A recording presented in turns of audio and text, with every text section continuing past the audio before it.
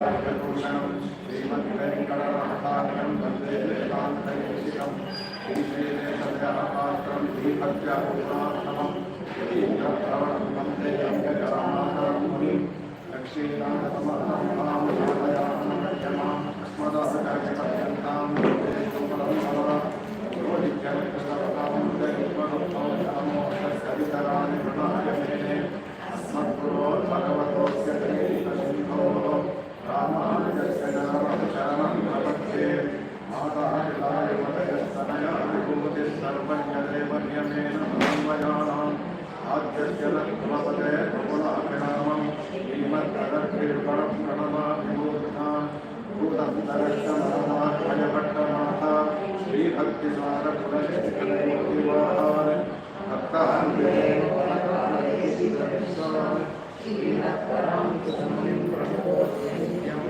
गुरुमुखमनदीत्यप्रावेदानुशेषान् गणपतिपरिवृत्तं शुकमापादुरामः सुरमनवन्द्यं रङ्गनाथस्य साक्षात् यतकुलतिलकं संस्कृतचित्तं नमामि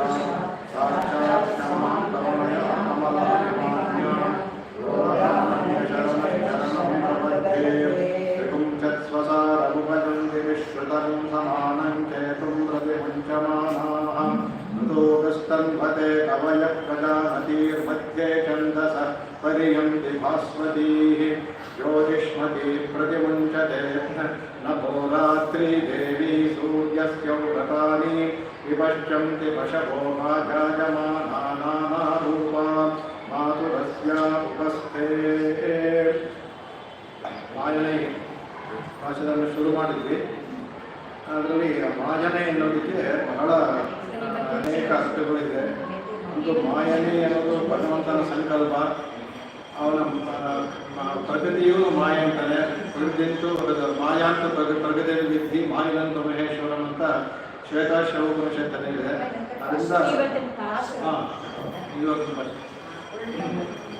புள்ளும் செலும் வினகான் புள்ளரையில் கோயில் வெள்ளை வெளிதங்கின் கிளையளவன் கேட்கிளையோ பேய்பெண்ணே பிள்ளாயிழுந்திராய் கைமுலனெஞ்சொண்டோ கள்ளச்சகடம் கலக்கழிய காலோக்கி வெள்ளத்தரவில் துயிலமர்ந்த இத்தினை உள்ளத்தொப்பந்து முனிவர்களும் யோகிகளும் எண்ணகைந்து ஹரியன்ற பேரளவும் உள்ளம் புகுந்து ಕುಳಿರ್ದೇನೋ ಎಂಬಾವಾಯ್. ಅದರ ಭಗವಂತ ಮಾಯ ಅನ್ನೋದು ಭಗವಂತನ ಪ್ರಗತಿನೂ ಮಾಯ. ಈ ಅದಕ್ಕೆ ಒಂದು ವಿಷ್ಣುಪುರದ ಕಥೆಯನ್ನು ಬರುತ್ತೆ, ಅದು ಹೇಳೋಣ ಮುಖ್ಯವಾಗಿ. ಆ ಮಾಯೆ ಅನ್ನೋದು ಭಗವಂತನ ಇದು ಪ್ರಗತಿಯೇ ಒಂದು ಮಾಯೆ. ಆ ಮಾಯೆ ಇರೋದ್ರಿಂದಲೇ ನಾವು ಈ ಜೀವಾತ್ಮರೆಲ್ಲ ಸ್ವರೂಪತಃ ನಾವು ಮಣಿ, ಅದಕ್ಕೆ ಮಣಿ ಬೆಳಕೆ ಅಂತ ಹೇಳ್ತಾರೆ. ನಾವು ಆ ಥರ ರತ್ನ ಥರ ಪ್ಯೂರಾಗಿ ಇದ್ವಿ ಅಲ್ಲಿ.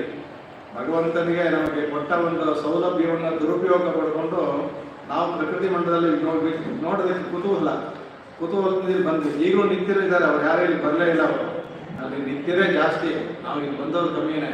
ಕುತೂಹಲದಿಂದ ಇಲ್ಲಿ ಬಂದಾಗ ಪ್ರಕೃತಿ ಮಾಯಿನಲ್ಲಿ ನಮ್ಮ ಧರ್ಮಭೂತ ಜ್ಞಾನ ಅನ್ನೋದು ಸಂಕುಚಿತವಾಗಬೇಕು. ಅಲ್ಲಿ ಧರ್ಮಭೂತ ಜ್ಞಾನ ಪರಿಪೂರ್ಣ ವಿಕಸಿತವಾಗಿರುತ್ತೆ, ಇಲ್ಲಿ ಸಂಕೋಚವಾಗ್ಬಿಡುತ್ತೆ. ಹಾಗಾಗಿ ನಮಗೆ ನಮ್ಮ ಸ್ವರೂಪ ಇದೆಲ್ಲ ಹಾಗೆ ಇಟ್ಕೊಂಡ್ಬಿಡ್ತೀವಿ. ಅದಕ್ಕೆ ಭಗವಂತ ದೈವೀ ಕೇಶ ಗುಣಮಯಿ ಮಮ ಮಾಯಾ ದುರತ್ಯ ಭಗವಂತ ಹೇಳ್ತಾನೆ. ನನ್ನ ಮಾಯೆ ಬಹಳ ಕಷ್ಟ ದಾಟೋದು. ಯಾರಿಗಾಗುತ್ತೆ ಮಾಮೇಮಯೇ ಪ್ರಪದ್ಯಂತೆ ಮಾಯಾಮೇಷಾಂತರಂತಿದೆ ಅಂತ. ಯಾರು ನನ್ನನ್ನು ಹೊಂದುತ್ತಾರೋ ಅಂದರೆ ಯಾರು ನನ್ನಲ್ಲಿ ಶರಣಾಂತರಾಗ್ತಾರೋ, ನನ್ನ ಭಕ್ತರಾಗ್ತಾರೋ ಅವರನ್ನು ನಾನು ಈ ಮಾಯೆಯಿಂದ ತರಂತಿ ಅಂತ ದಾಟಿಸ್ತೀನಿ ಅಂದ್ಬಿಟ್ಟು ಭಗವಂತನೇ ಹೇಳ್ಕೊಳ್ತಾನೆ. ಅದಕ್ಕೆ ವೇದದಲ್ಲೂ ಒಂದು ಮಂತ್ರ ಬರ್ತದೆ. ಭಗವಂತನೇ ಹೇಗೆ ಕೃತಿಯನ್ನೇ ಹೇಳ್ಕೊಡ್ತೇನೆ ನೇರವಾಗಿ. ಭಗವಂತನ ಒಂದು ಅಡುಗೆ ದೈವಿ ನಾವಗ್ರಸ್ಪರಿತ್ರಾಮರೆ ಅಂದ್ಬಿಟ್ಟು ದೈವಿ ನಾವಗ್ರ ಭಗವಂತ ಇದೆಯಲ್ಲ ಅದು ಅವನೇ ಒಂದು ನಾವೇ ನಾವೇ ಇದ್ದಂತೆ ಅದು ಅವನು ಇಲ್ಲಿಂದ ದಾಳಿಸ್ಬೇಕಾದಂದ್ರೆ ಈ ಸಮುದ್ರನ ಅದು ಗಟ್ಟಿಯಾಗಿರ್ಬೇಕು ನಾವೇ. ಅದರಿಂದ ಅದು ಛಿದ್ರಾಂ ಪಾರಯಿಷ್ಣು ಅಂತ ಛಿದ್ರವಾಗುವುದಿಲ್ಲ, ಅದು ಪಾರಯಿಷ್ಣು ನಮ್ಮಂತ ಅಂತ ಇನ್ಯಾವ ನಾವೇ ಇಂದು ದಾಟಿಸೋ ಸಾಧ್ಯವಿಲ್ಲ. ಭಗವಂತನ ನಾವೇ ಹೋಲಿಸಿದೆ, ಅವನೇ ಒಂದು ನಾವೇ ಇದ್ದಂಗೆ, ನಾವೇ ಇದ್ರೆ ಹಡಗಿದ್ದಾಗೆ ಅವನೇ ಅಂತಾನೆ. ಅದನ್ನೇ ಈಗ ಮಾಯಾಮೇತ ಅಂತ ನಾನೇ ದಾಟಿಸ್ಬೇಕು ಅಂತ ಹೇಳ್ತಾನಲ್ಲ, ಅದು ಅದರಲ್ಲಿ ಕಡೆಗೆ ಇದಕ್ಕೆ ಇನ್ನೊಂದು ಕೆಲವು ಆಚಾರ್ಯ ತುಂಬ ಪೂರ್ವ ಮಾಡ್ತಾರೆ.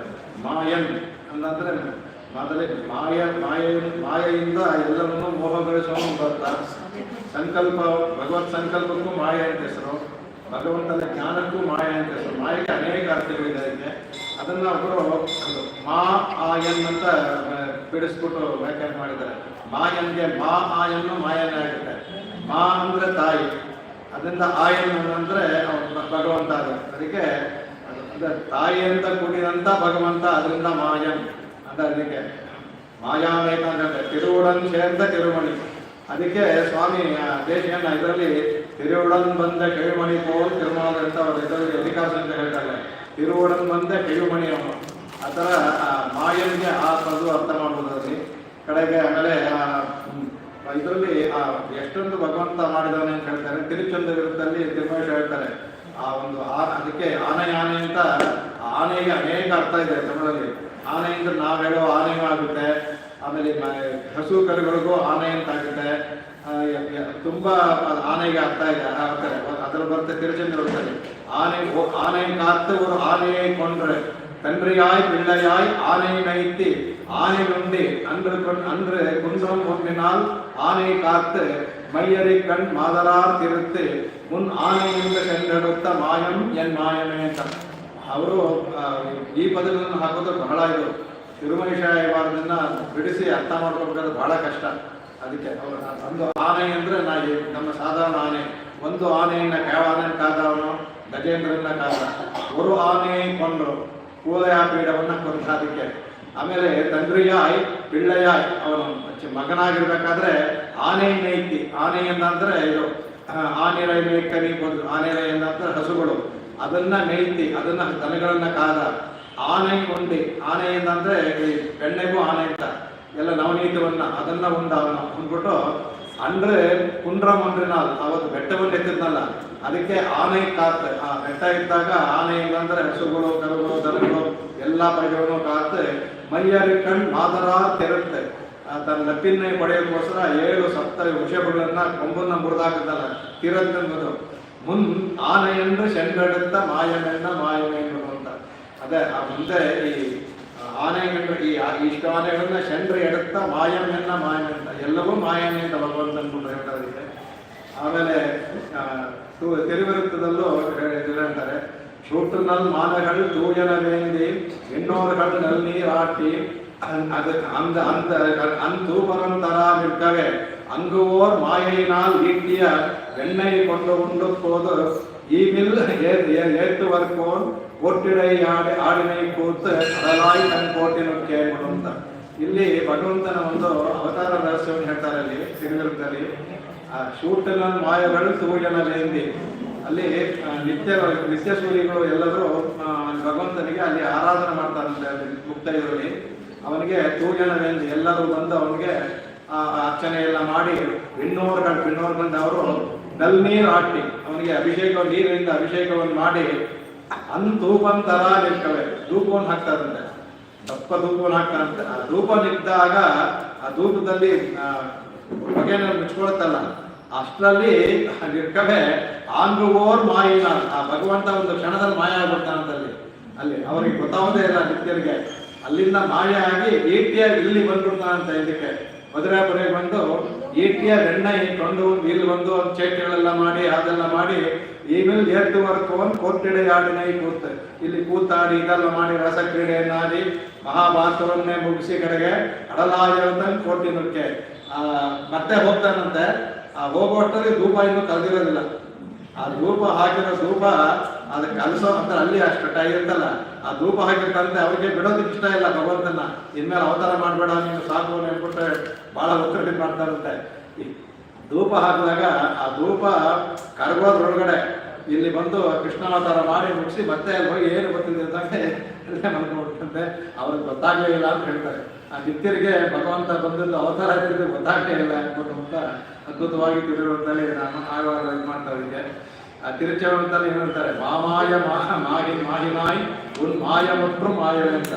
ಭಗವಂತನ ಒಂದು ಮಹಾಮಾಯ ಮಹಾಮಾಯಾಗಿ ಬಂದು ಅವನು ಮಾಡೋದೆಲ್ಲ ಅವನ ಸಂಕಲ್ಪವೂ ಮಾಯೆ, ಅವನು ಮಾಯೆ, ಮಾಯ ಮುಟ್ರು ಮಾಯವೇ. ಒಟ್ಲಿ ಭಗವಂತ ಕೃಷ್ಣ ಅಂದ್ರೆ ನೀನು ಬರೀ ಮಾಯೇನೇ ಅಂದ್ಬಿಟ್ಟು ಅಂತ, ಯಾರಿಗೆ ಹೇಗೆ ಮಾಡ್ತೀರಾ ಅಂದ್ಬಿಟ್ಟು ಅಂತ ಹೇಳ್ತಾರೆ.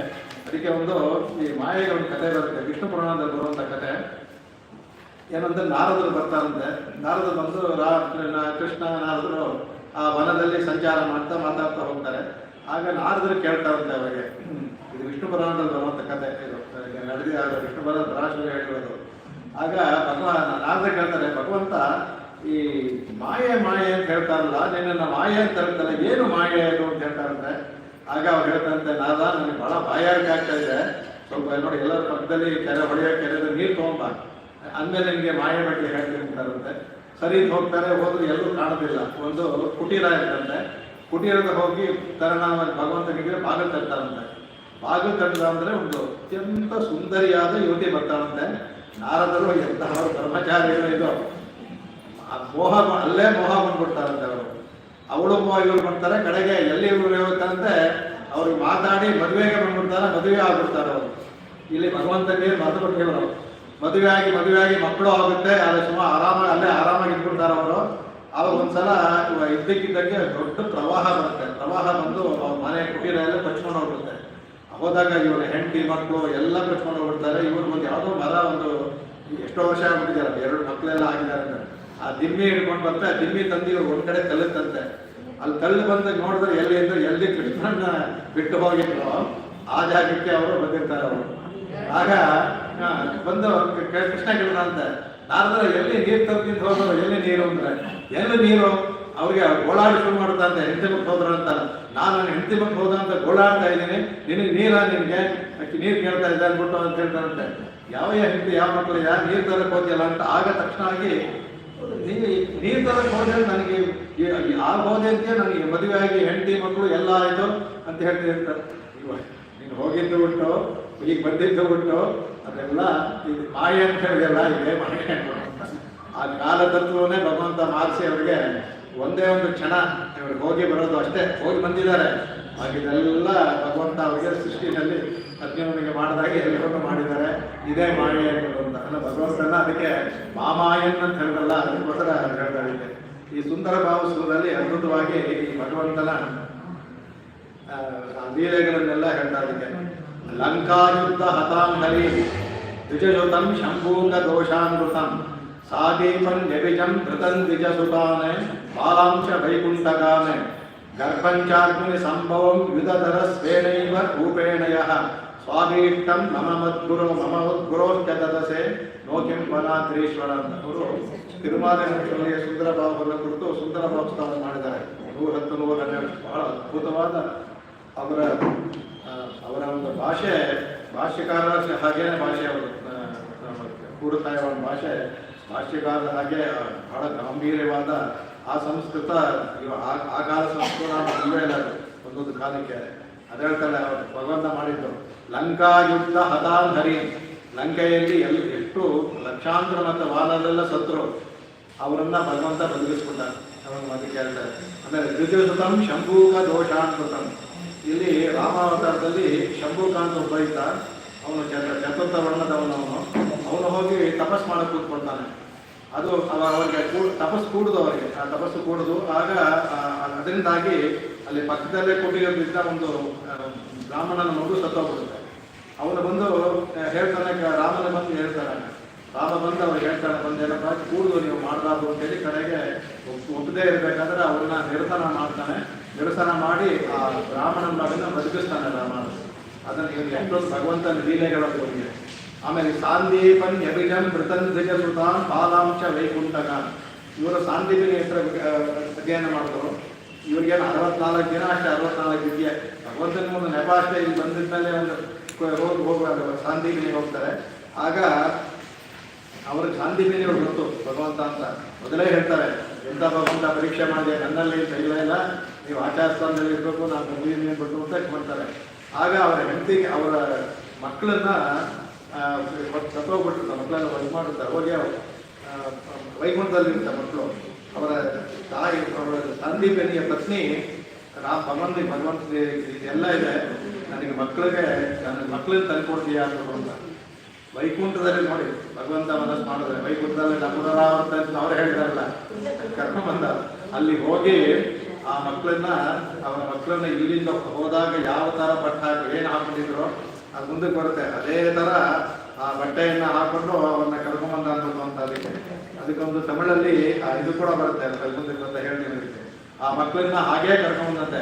ಅವ್ರು ಯಾವಾಗ ಹೋಗಿ ಎಷ್ಟು ವರ್ಷ ಆಗಿದೆ, ಆದ್ರೆ ಯಾವಾಗ ಅವರು ಹೋದ್ ಮರಣ ಅಂದಾಗ ಯಾವ ಇತ್ತೋ ಅದೇ ವೇಷ, ಯಾವ ಬಟ್ಟೆ ಹಾಕೊಂಡಿದ್ರು, ಯಾವ ತರ ತಲೆ ಇತ್ತು, ಯಾವ ತರ ಹಣೆ ಎಲ್ಲೂ ಅದೇ ತರ ತಂದು ಒಪ್ಪಿಸ್ತಾನೆ. ಇದು ಮಾಯನ್ನ ಮಾಡುವಂತ ಕೆಲಸದಕ್ಕೆ. ಆಮೇಲೆ ಗರ್ಭಂಚಾರ್ಜನೆ ಸಂಭವಂ ಯುದ್ಧ ತರ ಸ್ವಯನೈವ ರೂಪೇಣ. ಅರ್ಜುನ ಮಗ ಅರ್ಜುನ ಅಂದ್ರೆ ಇವನು ಪರೀಕ್ಷಿತ್ ಮಹಾರಾಜ, ಅರ್ಜುನ ಮೊಮ್ಮಗ ಪರೀಕ್ಷಿತ್ ಮಹಾರಾಜ. ಅವನಿಗೆ ಗರ್ಭದಲ್ಲಿ ಇವನು ಬಿಟ್ಟಿರ್ತಾನೆ, ಯಾರೋ ಅವನ ಬಾಣದಿಂದ ಅಸ್ತ್ರವನ್ನ ಪ್ರಯೋಗ ಮಾಡಿಬಿಡ್ತಾನೆ. ಅವನು ಅಸ್ತ್ರವನ್ನ ಪ್ರಯೋಗ ಮಾಡಿದಾಗ ಅದರಿಂದ ಸುಟ್ಟೋಗ್ಬಿಡುತ್ತೆ ಗರ್ಭ ಅವಳದು, ಇವಳದು. ಅವಾಗ ಇವನು ಬಂದು ಭಗವಂತ ಬಂದು ತನ್ನ ಕಾಲಿನ ಸ್ಪರ್ಶದಿಂದ ಅದಕ್ಕೆ ಜೀವವನ್ನು ಮಾಡ್ತಾನೆ. ಅದಕ್ಕೆ ಯುಧಧರಹ ವ್ಯೂಪಧರಹ. ಅದು ಸೇನೈವ ತನ್ನ ಒಂದು ಭಗವಂತನ ನಿನ್ನ ಒಂದು ಇದರಿಂದಾನೇ ನೀನು ಅವರನ್ನು ತರಿಸ್ಕೊಟ್ಟೆ. ಅದಕ್ಕೆ ಹೇಳ್ತಾರೆ ಸ್ವಾಭೀಷ್ಟಂ ಮಮ ಮದ್ಗುರುವಶ್ಚ. ಅದಕ್ಕೆ ನನಗೆ ನೀನು ಇಷ್ಟೆಲ್ಲ ಮಾಡಿದೆಯಲ್ಲ, ನನ್ನ ಒಂದು ಅಭೀಷ್ಟ ಮದ್ಗುರುವಶ್ಚ ದದಸೆ, ನನ್ನ ಗುರುವಾದ ಯತಿರಾಜರು ರಾಮಾನುಜನಲ್ಲಿದ್ದು. ಅದಕ್ಕೆ ನೋಕಿಂ ಬಲಾದ್ರೀಶ್ವರ. ಅದಕ್ಕೆ ಹೇಳ್ತಾರೆ ಏನಪ್ಪಾ ಅಂತಂದ್ರೆ ಇದರಲ್ಲಿ ಈ ಶ್ಲೋಕದಲ್ಲಿ ಬರಲ್ಲ ನನ್ನ ಅಭೀಷ್ಟ ಏನು ಗುರುಗಳ ಅಭೀಷ್ಟ ಏನು. ಅವ್ರೇನು ಕೇಳ್ತಾರೆ, ಗುರುಗಳ ಅಭೀಷ್ಟ ಏನು ಅಂದ್ರೆ ರಂಗನಾಥನಲ್ಲೇ ಅವರು ಶ್ರೀರಂಗೇ ಸುಗಮಾಸ್ವ ಅಂತ ಭಗವಂತ ಹೇಳ್ಬಿಟ್ಟ. ಅವ್ರಿಗೆಲ್ಲ ಕಷ್ಟಪಟ್ಟು ಇಲ್ಲೆಲ್ಲ ಬರ್ಬೇಕಾಯ್ತಲ್ಲ, ಅವರು ಕರ್ನಾಟಕದಲ್ಲ ಇದ್ದಲ್ಲ ಹಾಸನದಲ್ಲಿ ಮಾಡಿದ್ರು. ಅದೇ ನನ್ನ ಗುರುಗಳು ಏನು ಆಸೆ ಪಟ್ಟರು, ರಂಗನಾಥನ ಸೇವೆ ಮಾಡೋದು ಅಂತಂದ್ರು, ಅದನ್ನ ನೀನು ಮಾಡ್ಕೊಡು. ನನಗೇನು ಆಸೆ ಅಂದ್ರೆ ನಾನು ನನ್ನ ಗುರುಗಳ ಸೇವೆ ಮಾಡಬೇಕು, ನಾನು ರಾಮಾಜರ ಸೇವೆ ಮಾಡಬೇಕು, ರಾಮಾಜರು ಶ್ರೀರಂಗನಾಥನ ಸೇವೆ ಮಾಡಬೇಕು. ಅದಕ್ಕೆ ಸ್ವಾಭೀಷ್ಟ ಮಮ ಮದ್ಗುರು ಅಷ್ಟ ದದಸೆ ನೋಕಿಂ ಮನಾದ್ರಿ. ಇಷ್ಟೆಲ್ಲ ಮಾಡಿದೀಯಾ, ಇದೊಂದು ಕಷ್ಟ ಯಾಕೆ ನೋಕಿಂ, ನೀನು ಇದೊಂದು ಯಾಕೆ ಮಾಡಿದ್ದೀರ ನೀನು, ಇಷ್ಟೆಲ್ಲ ಮಾಡಿದವನು ಇದೊಂದು ದೊಡ್ಡ ಲೆಕ್ಕ ನಾನು ನಿನಗೆ ಹೇಳ್ಬಿಟ್ಟು ಅಂತ ಮಾಡ್ಬಿಟ್ಟು ಅದು ಮಾಡ್ತಾ ಇರೋದ್ರಲ್ಲಿ. ಆಮೇಲೆ ಈ ಭಗವಂತನ ಇದು ಲೀಲಾಶಂಕರ ಕೃಷ್ಣ ಕರ್ಣಾಮೃತ ಹೇಳ್ತಾ ಇದ್ದಾರೆ. ಅದರಲ್ಲಿ ಒಂದು ಬರುತ್ತೆ ಬಹಳ ಅದ್ಭುತವಾದ ಕೃಷ್ಣ ಕರ್ಣಾಮೃತ. ನನಗೆ ತುಂಬ ಹಿಡಿಸಿದ್ದು, ಅದು ತುಂಬ ಅದ್ಭುತವಾಗಿದೆ. ಅಂದ್ರೆ ಭಕ್ತಿಯಿಂದ ಅವರು ಬರೆದಿರುವಂತಹ ಇದು. ಅದರಲ್ಲಿ ಅವರು ಒಂದು ಬರೀತಾರೆ, ಈ ಇವರು ನಿತ್ಯ ಬಲಬೇಕಾದ್ರೆ ಕೃಷ್ಣ ಗಲಾಟೆ ಮಾಡಿ, ಈಗಿನ ಮಕ್ಳು ತರ ಗಲಾಟೆ ಮಾಡಿ. ಈಗಿನ ಮಕ್ಳಿಗೆ ಹೇಳೋದೇ ಇಲ್ಲ, ಈಗಿನ ಮಕ್ಳಿಗೆ ಐಪ್ಯಾಡು ಮೊಬೈಲ್ ಕೊಟ್ಟು ಮಲ್ಕೊಳ್ತಾರೆ. ಹಿಂದಿನ ಕಾಲದಲ್ಲಿ ಕತೆ ಹೇಳ್ಬೇಕಾಗಿತ್ತು, ಕತೆ ಹೇಳಿ ಮಲಗಿಸ್ತಾ ಇದ್ರು ಎಲ್ಲ. ಆ ಸಮಯದಲ್ಲಿ ಒಳ್ಳೊಳ್ಳೆ ಕಥೆಗಳು ಆ ನಮಗೆಲ್ಲ ಬಹಳ ಮುಖ್ಯವಾದದ್ದು. ಯಾವ ಕತೆ ಒಳ್ಳೆ ಕತೆ ಹೇಳಿದ್ರೆ ಆ ಮನಸ್ಸಿಗೂ ಹೋಗುತ್ತೆ. ಅವಕ್ಕೆ ಭಗವತ್ ಕತೆ ಹೇಳ್ತಾರೆ. ಈ ಇವಳು ಏನು ಮಾಡ್ತಾರೆ, ಕಡೆಗೆ ನಿದ್ದೆ ಬರಲ್ಲ ಅಂದಾಗ ರಾಮನ ಕತೆ ಹೇಳ್ತೀನಿ ಅಂತ ಯಶೋದೆ ಹೇಳ್ತಾರಂತೆ. ಅದಕ್ಕೆ ಹೇಳ್ತಾರಂತೆ, ಅದಕ್ಕೆ ರಾಮೋ ನಾಮ ಬಭೂವ. ರಾಮ ಅಂತ ಒಬ್ಬ ಇದ್ದ, ಬಭೂವ ಇದ್ದ. ಅದಕ್ಕೆ ಹುಮ್ ಮಲಗಿರ್ತಾರ, ಅದು ಹುಮ್ ಅಂತ ಯಾವ ಹುಮ್ ನಿಲ್ಸುತ್ತೋ ನಿದ್ದೆ ಬಂದಿದೆ ಅಂತ. ಆಮೇಲೆ ತತಬಲ ಸೀತೆ, ಅವಳಿಗೆ ಅವನ ಹೆಂಡತಿಯಾದ ಸೀತೆ ಒಬ್ಬಳಿದ್ದು ಹುಮ್ ಅಂತ. ಅವನು ತಾಂಪಿತು ವಾಚ ಪಂಚವಟಿ ತಟೆ ವಿಹರತಃ ಅಂತಂತ. ಅವನು ತನ್ನ ತಂದೆಯ ಮಾತಿನ ಪ್ರಕಾರ ಪಂಚವಟಿ ಅಂತ ಬಾಯಲ್ಲಿ ಹೋಗಿ ಆ ಕಥೆಯಲ್ಲಿ ಹೇಳ್ತಾರೆ, ಅಲ್ಲಿ ಹೋಗಿ ವಿಹಾರ ಮಾಡ್ತಾ ಇದ್ದಂತೆ. ಹುಮ್ ಅನ್ನುತ್ತೆ. ತತ್ತಸ್ಯ ಹರಣ ರಾವಣ. ಅಲ್ಲ, ಆ ಸಮಯದಲ್ಲಿ ಅವನ ರಾವಣ ಅನ್ನೋನು ಅಪಹರಣ ಮಾಡೋದು ಹೇಳ್ತಾನಂತೆ. ಇದು ಹುಮ್ ಅಂತ ಬರೋದಿಲ್ಲ ಶಬ್ದ. ಅದಕ್ಕೆ ಯಶೋಧನ್ನು ಮಗು ಮಲಗಿಬಿಟ್ಟಿದೆ ಅಂದ್ಬಿಟ್ಟು ಮಲಗಿಸ್ಬಿಟ್ಟು ಅವಳು ಆ ಕಡೆ ಹೋಗ್ತಾನಂತೆ. ಅವನು ತಕ್ಷಣ ಇವನು ಎಟ್ಬಿಟ್ಟು ನಿದ್ರೆದಲ್ಲಿ ಇವನು ನಿದ್ದೆ ಮಾಡಿದಾನೆ ಇರ್ತಾನೆ. ನಿರ್ಧಾರ್ತಂಕ ಕಥಾಮಿತಿ ಹರೇ ಹುಂಕಾರತಃ. ಇವನು ನಿರ್ಧಾರ್ತಂಕದ ಹುಂಕಾರ ಬರ್ಲಿಲ್ಲ. ಅದರಿಂದ ಮಲಗಿದ ಅಂತ ಅವಳು ಅನ್ಕೋತಾಳೆ. ಇವನು ಶೃಣ್ವತಃ ಕೇಳಲಿಲ್ಲ ಅಂತ ಮಲಗ್ಬಿಟ್ಟಿದೆ, ಮುಗಿದು ಅಂದ್ಬಿಟ್ಟು ಅಂತ. ಆಗ ಇವನು ಎದ್ದೇಳ ಮಲಗಿದಾನೆ, ಹೇಳ್ತಾನಂತೆ, ಸೌಮಿತ್ರೆ ಪದನಹು ಪದನಹು ಪದನಹು. ನಾನು ಎಲ್ಲಿ ಸೌಮಿತ್ರೆ, ನನ್ನ ಬಿಲ್ಲೆಲ್ಲಿ ಅಂದ್ರೆ ವ್ಯಗ್ರಾಗಿರ ಪಾದನಃ. ಆ ಥರ ವ್ಯಗ್ರವಾಗಿ ಕೂಡ ಅಂದ್ರೆ ಆದಿಶೇಷನ್ನೇ ಲಕ್ಷ್ಮಣ, ಅವನ ಲಕ್ಷ್ಮಣ ತಾನೆ. ಇವನು ಕೃಷ್ಣ ಮರೆತುಬಿಟ್ಟು ಅವನು ತನ್ನ ರಾಮಾತ್ರಕ್ಕೆ ಹೋಗ್ಬಿಟ್ಟ. ಲಕ್ಷ್ಮಣ, ನನ್ನ ಬಿಲ್ಲಲ್ಲಿ ಹೋಗಿ ನಾ ರಾವಣನ ಕೊಲ್ಲಬೇಕು ಅಂತ ಆ ವ್ಯಗ್ರಾಗಿ ಆ ಥರ ಮಾತಾಡಿದ್ನಲ್ಲ ಅವನು ನಮ್ಮನ್ನು ಕಾಪಾಡಲಿ ಅಂತ ಹೇಳ್ತಾರೆ. ಹಾಗಾಗಿ ಈ ಭಗವಂತನ ಮಾಯೆ ಚೇಷ್ಟೆಗೆ ಇನ್ನೊಂದು ಚೇಷ್ಟಿತೆಗಳಿದೆಯಲ್ಲ, ಆ ಚೇಷ್ಟಿತೆಗಳೆಲ್ಲವೂ ಸಹ ಬಹಳ ಇದು. ಅದಕ್ಕೆ ಹೇಳ್ತಾರೆ ಅವನ ಚೇಷ್ಟಿತ ಎಲ್ಲಿ ಶುರುವಾಯಿತು ಅಂದರೆ ಅವತಾರ ಕಾಲದಲ್ಲೇ ಚೇಷ್ಟಿತ ಶುರುವಾಯಿತು. ಅವತಾರ ಕಾಲದಲ್ಲೇ. ಅದಕ್ಕೆ ಅವನು ಹುಟ್ಟುವಾಗ ಯಾವ ಥರ ಹುಟ್ಟ ಅಂತ ಅದ್ಭುತವಾಗಿ ಭಾಗವತದಲ್ಲಿ ವರ್ಣನೆ ಮಾಡ್ತಾರೆ. ಇಲ್ಲಿ ಕೃಷ್ಣನದು ಮೂರನೇ ಅವತಾರ, ಮೂರನೇ ಸಲ ಹುಟ್ಟಿರೋದನು. ನಮದ್ಭುತಂ ಬಾಲಕಮಂಬುಜೆ ಕ್ಷಣಂ ಚತುರ್ಭುಜಂ ಶಂಖ ಗದಾಯುಧಾಯುಧಂ ಶ್ರೀವತ್ಸಲಕ್ಷ್ಮಂ ಕಲಶೌಸ್ತ್ಯ ಕೌಸ್ತುಭಂ ಪೀತಾಂಬರಂ ಸಾಂದ್ರ ಪಯೋಧ ಸೌಭಗಂ ಮೋಹಾತ್ತ ವೈಡೂರ್ಯ ಕಿರೀಟಕುಂಡಲಂ ತ್ವಿಷಾ ಪರಿಷ್ಪಂತ ಸಹಸ್ರಕುಂಡಲಂ ಉದ್ದಾಮ ಕಾಂಚಂಗದ ಕಂಕಣಾದಿಭಿಃ ವಿರೋಚಮಾನಂ ವಸುದೈವ ಐಕ್ಷತ. ಮಗು ಹುಟ್ಟಿದ ಮಗು ಏನಿರುತ್ತೆ ಅದ್ಭುತಂ ಅಂತ ಏನಿತ್ತು ಅಂತ ಚತುರ್ಭುಜಂ 4 ಭುಜ ಇತ್ತಂತ. ಅದು ಸರಿ, 4 ಭುಜ ಇರೋದ್ರೆ ಸರಿ. ಹುಟ್ಟುವಾಗ 4 ಭುಜ ಹುಟ್ಟಿತು. ಶಂಖ ಚಕ್ರ ಗದ ಶಾಂಗ ಬಿಲ್ಲೆಲ್ಲ. ಅರೆ ಹುಟ್ಟಿದ ಮಗು ಇಷ್ಟುದ್ದ. ಆ ಮಗುಗೆ ಅಷ್ಟು ಪ್ರಮಾಣಕ್ಕೆ ಇತ್ತಂತೆ ಇದ್ದಾರೆ. ಅಷ್ಟು ಪ್ರಮಾಣದ ಶಂಖ, ಅಷ್ಟು ಪ್ರಮಾಣದ ಚಕ್ರ, ಅಷ್ಟು ಪ್ರಮಾಣದ ಬಿಲ್ಲು ಎಲ್ಲ ಇತ್ತಂತೆ. ಆಮೇಲೆ ಶ್ರೀವತ್ಸ ತಾಯಿ ಬಿಡೋದಿರಲ್ಲ. ಶ್ರೀವತ್ಸ ಲಕ್ಷ್ಮಂ ಎದೆನಲ್ಲಿ ಶ್ರೀವತ್ಸಲ ಗುರುತು ಇತ್ತಂತೆ. ಕಲಶೋಭಿ ಕೌಸ್ತುಭ ಮಾಲೆಯನ್ನು ಆ ಚಿಕ್ಕ ಮಗುಗೆ ಎಷ್ಟು ಬೇಕು ಅಷ್ಟೇ ಚಿಕ್ಕ ಕೌಸ್ತುಭ ಮಾಲೆ. ಊಹಿಸ್ಕೊಳ್ಳಿ ಎಷ್ಟು ಇದಾಗಿ ಮಾಡ್ತಾರಂತೆ. ಆಮೇಲೆ ಪೀತಾಂಬರ ಉಟ್ಕೊಂಡಿದ್ದಾನೆ. ಹುಟ್ಟಿದ ಮಗುಗೆ ಬೈತಾನೆ. ಪೀತಾಂಬರಂ ಸಾಂದ್ರ ಪಯೋಧ ಸೌಭಗಂ ಎಲ್ಲವೂ ಇದ್ದಂತ ಕಡೆಗೆ ಮೋಹಾಹ ವೈಡೂರ್ಯ ಕಿರೀಟ ಕುಂಡಲ. ವೈಡೂರ್ಯ ಕೈಗೆ ಕೈಬಳೆಗಳು, ಕಿರೀಟ, ಕುಂಡಲ, ಇಲ್ಲಿಗೆ ಕಾಗೆ ಕುಂಡಲ. ಆಮೇಲೆ ತ್ವಿಷಾ ಪರಿಶಿಷ್ಟ ಸಹಸ್ರ ಕುಂಡಲಕ್ಕಂತ ಆಗ್ಲೇ 1000 ಎಳೆ ಬಂದಿರೋಂಥ ಕೂದಲು ಸಹಸ್ರ ಕುಂತಲಂ. ತಿಕ್ಕಾಗಿ ಒತ್ತಾಗಿ ಬಂದಿದೆ ಅವನ ಭಗವಂತನ ತಲೆ ಕೂದಲಿತ್ತಂತೆ. ಆಮೇಲೆ ಉದ್ದಾನ ಕಾಂಚಂಗದ ಕಂಕಣಾದ್ವಿ. ಅವನ ಸೊಂಟೆ ಕಟ್ಟುವಂತ ಇದು ಕಾಂಚ, ಮೇಲೆ ಕಂಕಣ, ಕೈಗೆ ಕಂಕಣ ಎಲ್ಲವೂ ಇತ್ತಂತೆ. ಇಂತಹ ವಿರೋಚಮಾನಂ ವಸುದೈವ ಐಕ್ಷತ. ಮೊದಲು ನೋಡೋದು ವಸುದೇವ ತಾನೆ. ಅವಳು ಹೆಟ್ಟಿರ್ತಾಳೆ, ಅದರಲ್ಲಿ ಅವಳು ತಾಯಿ ಕಣ್ಬಿಟ್ಟು ನೋಡ್ತಾಳೆ. ತಾಯಿ ಮಗು ನೋಡೋಕ್ಕೆ ಆಗಲ್ಲ ತಕ್ಷಣದಲ್ಲಿ. ಆಗ ವಸುದೇವ ಐಕ್ಷತ ಅಂದ್ಬಿಟ್ಟು ಅವಾಗ ಹೇಳ್ತಾನೆ. ಆದರೆ ಹುಟ್ಟುವಾಗಲೇ ಅವನು ಮಾಯ ಲೀಲೆ ತೋರಿಸ್ಬಿಟ್ಟ. ಆಗ ಅವಳು ಎದ್ದು ನೋಡ್ತಾಳೆ, ಗಾಬರಿ ಆಗ್ಬಿಡ್ತಾಳೆ ಅವಳಿಗೆ. ಯಾಕೆಂದ್ರೆ ಏನೂ ಇದ್ದಾನೆ ಅವನು ಕೊಲ್ತಾನೆ. ಕಂಸ ಬಂದು ನಿನ್ನ 8ನೇ ಮಗುವಿಂದ ನಿನಗೆ ಮರಣ ಅಂತ ಹೇಳ್ಬಿಟ್ಟಿದ್ದಾನೆ ಅವನು. ಅದರಲ್ಲಿ ಈ ಥರ ನೋಡಿದ್ರೆ ಕೃಷ್ಣ ಭಗವಂತ ಬಿಡ್ತಾನ. ಅದಕ್ಕೆ ಅಯ್ಯೋ ಭಗವಂತ ಹುಟ್ಟೋದು ಯಾಕೆ ನೀ ಸಾಧಾರಣ ಹುಟ್ಟೋದು ಈ ಥರ ಹುಟ್ಬಿಟ್ಟಿಯಲ್ಲ ಅಂತ ಕೇಳ್ತಾಳೆ. ನಾನೇನು ಮಾಡಲಿ, ನೀ ತಾನೇ ಕೇಳಿದೆ ಅಂದ್ಬಿಟ್ಟು ಅಂತ ಅವನು ಹೇಳ್ತಾನೆ. ಹಿಂದೆ ನೀನು ಅದಿತಿ ಕಶ್ಯಪಾದಿತಿ ಆಗಿದ್ದಾಗ ಅದಕ್ಕೆ ಮುಂಚೆ ಕೃಷ್ಣಿ ಸುತಪ ಮೊದಲು ಅದು ಅವರು ಭಗವಂತನ ತಪಸ್ ಮಾಡಿ ನಿನ್ನ ತರಾನೇ ನನಗೊಂದು ಭಗವಾನ್ ಕೊಡುವಂತ ಕೇಳ್ತಾರೆ. ಅವ್ರು ಕೇಳಲ್ಲ, ದೇಹಿ ಏನು 3 ಸಲ ಕೇಳ್ಬಿಡ್ತಾರೆ. ಆಯ್ತು, ಅವರಿಗೆ ಆವಾಗ ಕೃಷ್ಣ ಗರ್ಭ ಅಂತ ಅವ್ರಿಗೆ ಜನ್ಮ ಕೊಡ್ತಾನೆ, ಅವರು ಬರ್ತಾನೆ. ಆಮೇಲೆ ನೆಕ್ಸ್ಟ್ ಅವರೇ ಕಶ್ಯಪ ಅತಿಥಿಗಳಾಗಿ ಅವತಾರ ಮಾಡಿದಾಗ ಆಗ ಭಗವಂತ ಉಪೇಂದ್ರ ವಾಮನಾಗಿ ಜನಿಸ್ತಾನೆ ಅವನು. ಇಲ್ಲಿ ಇವಾಗ ಅವರೇ ವಸುದೇವ ದೇವಿಗೆ 3ನೇ ಅವತಾರ ಅವರದು. ಈಗ ಬಂದಾಗ ನಾನೇನ್ ಮಾಡ್ಲಮ್ಮ, ನೀನು ಸ್ವಯಂಭುವ ಇದರಲ್ಲಿ ಇವಾಗ ವೈವಸ್ಸು ಮನ್ವಂತರ ಸ್ವಯಂಭುವ ಮನ್ವಂತರದಲ್ಲಿ ನೀನ್ ತಾನೇ ಕೇಳಿದ್ರೆ ನಿನ್ ತರ ಬೇಕು ಅಂತ. ನಂತರ ಇನ್ನೊಬ್ರು ಸಿಗ್ಲಿಲ್ಲ, ಅದ್ರಿಂದ ನಾನೇ ಬಂದೆ. ನಂತರ ಇನ್ನೊಬ್ರು ಇಲ್ಲ, ನದ್ವಿಧಿಯೋ ಅಸ್ತಿ ಕಶ್ಯುತಿನೇ ಹೇಳ್ಬಿಡ್ತಲ್ಲ, ಇನ್ನೊಬ್ರು ಇಲ್ಲ ಅಂತಾರ ಅಂತ. ಅದಕ್ಕೆ ನಾನೇ ಬಿಡ್ಬೇಕಾಯ್ತು ಬಂದೆ ಅಂದ್ಬಿಟ್ಟು. ಅದಕ್ಕೆ ಇವೆಲ್ಲ ನೀವು ಮೊದಲು ಮನೆ ಮಾಡ್ಕೊಂಡು ಬಿಡ್ಬೇಕು. ಅಂದ್ರೆ ಅಸ್ಥಾನದ ಇದು ಪ್ರೇಮ ಯಾವಾಗಲೂ. ಅಂದ್ರೆ ಭಗವಂತನ ಏನಾಗುತ್ತೆ ಅಂತ ಬರಲ್ಲ ನಮಗೆ. ನಮ್ಮ ಆಳ್ವಾರು ಆಳ್ವಾರಗಳೆಲ್ಲ ಇರ್ತಾರ. ಇವರು ಅವ್ರಿಗೆ ಕಾಪಡೆ, ಇವರು ಬೆರೆ ಆಳ್ವಾರು ಅವನಿಗೆ ದೃಷ್ಟಿ ಆಗುತ್ತೆ ಅಂತ ಇದಿರ್ತಾರೆ. ಅವ್ರ ಕಡೆಗೆ ಅವನಿಗೆ ನಕ್ಷತ್ರವನ್ನು ಮರೆಸ್ಬಿಡ್ತಾರೆ. ಎಲ್ಲಿ ನಕ್ಷತ್ರ ಗೊತ್ತಾದ್ರೆ ಕಂಸನ ಅಂದ್ರೆ ಇದು ಅಸ್ಥಾನ ಪ್ರೇಮ ಅಂತ. ಭಗವಂತನಿಗೆ ಗೊತ್ತವ್ರಿಗೆ ಎಷ್ಟು ಪ್ರೇಮ ಅಂದ್ರೆ ಆಗ ಇದು ಮಾಲಾಗ್ಬಿಡ್ತಂತೆ. ಅವನು ರಕ್ಷಕ, ನಾವು ರಕ್ಷಕರು, ಅವನು ರಕ್ಷಣೆ ನಾವು ಮಾಡ್ಬೇಕು ಅಂತ ಬಂದ್ಬಿಡ್ತಂತೆ ಭಾವನೆ. ಭಗವಂತ ನಮಗ ರಕ್ಷಕ, ನಾವು ರಕ್ಷಿಸಲು ಕೊಡುವವರು. ಅದು ಪ್ರೇಮ ಹೆಚ್ಚಾದಾಗ ನಾವು ರಕ್ಷಕರು, ಅವನು ರಕ್ಷಿಸಲು ಕೊಡೋನು ಅಂತ ಬಂದ್ಬಿಟ್ಟು ಅವ್ರು ನೋಡಿ ಅವರು ಹೇಳೋದೇ ಇಲ್ಲ. ಹತ್ತತ್ತಿನ 14 ಅಂತ ಹೇಳ್ತಾರೆ, ಅಸ್ಥಾನ ಕ್ಷತ್ರಿಯ ಅಂತ ಹೇಳ್ತಾರೆ. ಅದು ಆ ಕಡೆ ಹತ್ತೋ ಈ ಕಡೆ ಹತ್ತೋ ಗೊತ್ತಾಗಲ್ಲ. ನೀ ಪಿರಂತ ತಿರುವೋಣಂ ಅಂತಾರೆ. 2 ತಪ್ಪು. ರೋಹಿಣಿ ಹುಟ್ಟಿದ್ದವನು ತಿಳಿದೇ ಹೇಳಿರಲ್ಲ. ಎಲ್ಲಿ ನಕ್ಷತ್ರ ಗೊತ್ತಾಗ್ಬಿಟ್ರೆ ಕೃಷ್ಣನ್ ಇವನಿಗೆ ಕಂಸನ ಗೊತ್ತಾಗ್ಬಿಟ್ರೆ ಇವನೇ ಕೃಷ್ಣ ಅನ್ಕೊಂಡ್ಬಿಡ್ತಾನ. ಅಷ್ಟು ಅವ್ರಿಗೆ ಅಸ್ಥಾನ ಭಯ. ಅವಳು ಆ ಥರ ಕಡೆಗೆ ಮಾಡುವಾಗ ಭಗವಂತ ತನ್ನ ಸ್ವರೂಪವನ್ನು ಮರೆಸ್ಕೊಂಡು ಹೇಳ್ತಾನೆ. ಅವಾಗ ಅಯ್ಯೋ ನೀನು ಇರ್ಬೇಡ ನೀನು ಅಂದ್ಬಿಟ್ಟು ಅಂತ. ಅದಕ್ಕೋಸ್ಕರ ಅಲ್ಲಿಂದ ಅವನು ಎಲ್ಲಿಂದ ವೃಂದಾವನ ಬರ್ತಾನೆ. ಅದಕ್ಕೆ ಮುಂಚೆನೇ ಅವನಿಗೆ ಎಲ್ಲ ವ್ಯವಸ್ಥೆ ಮಾಡಿರ್ತಾನೆ.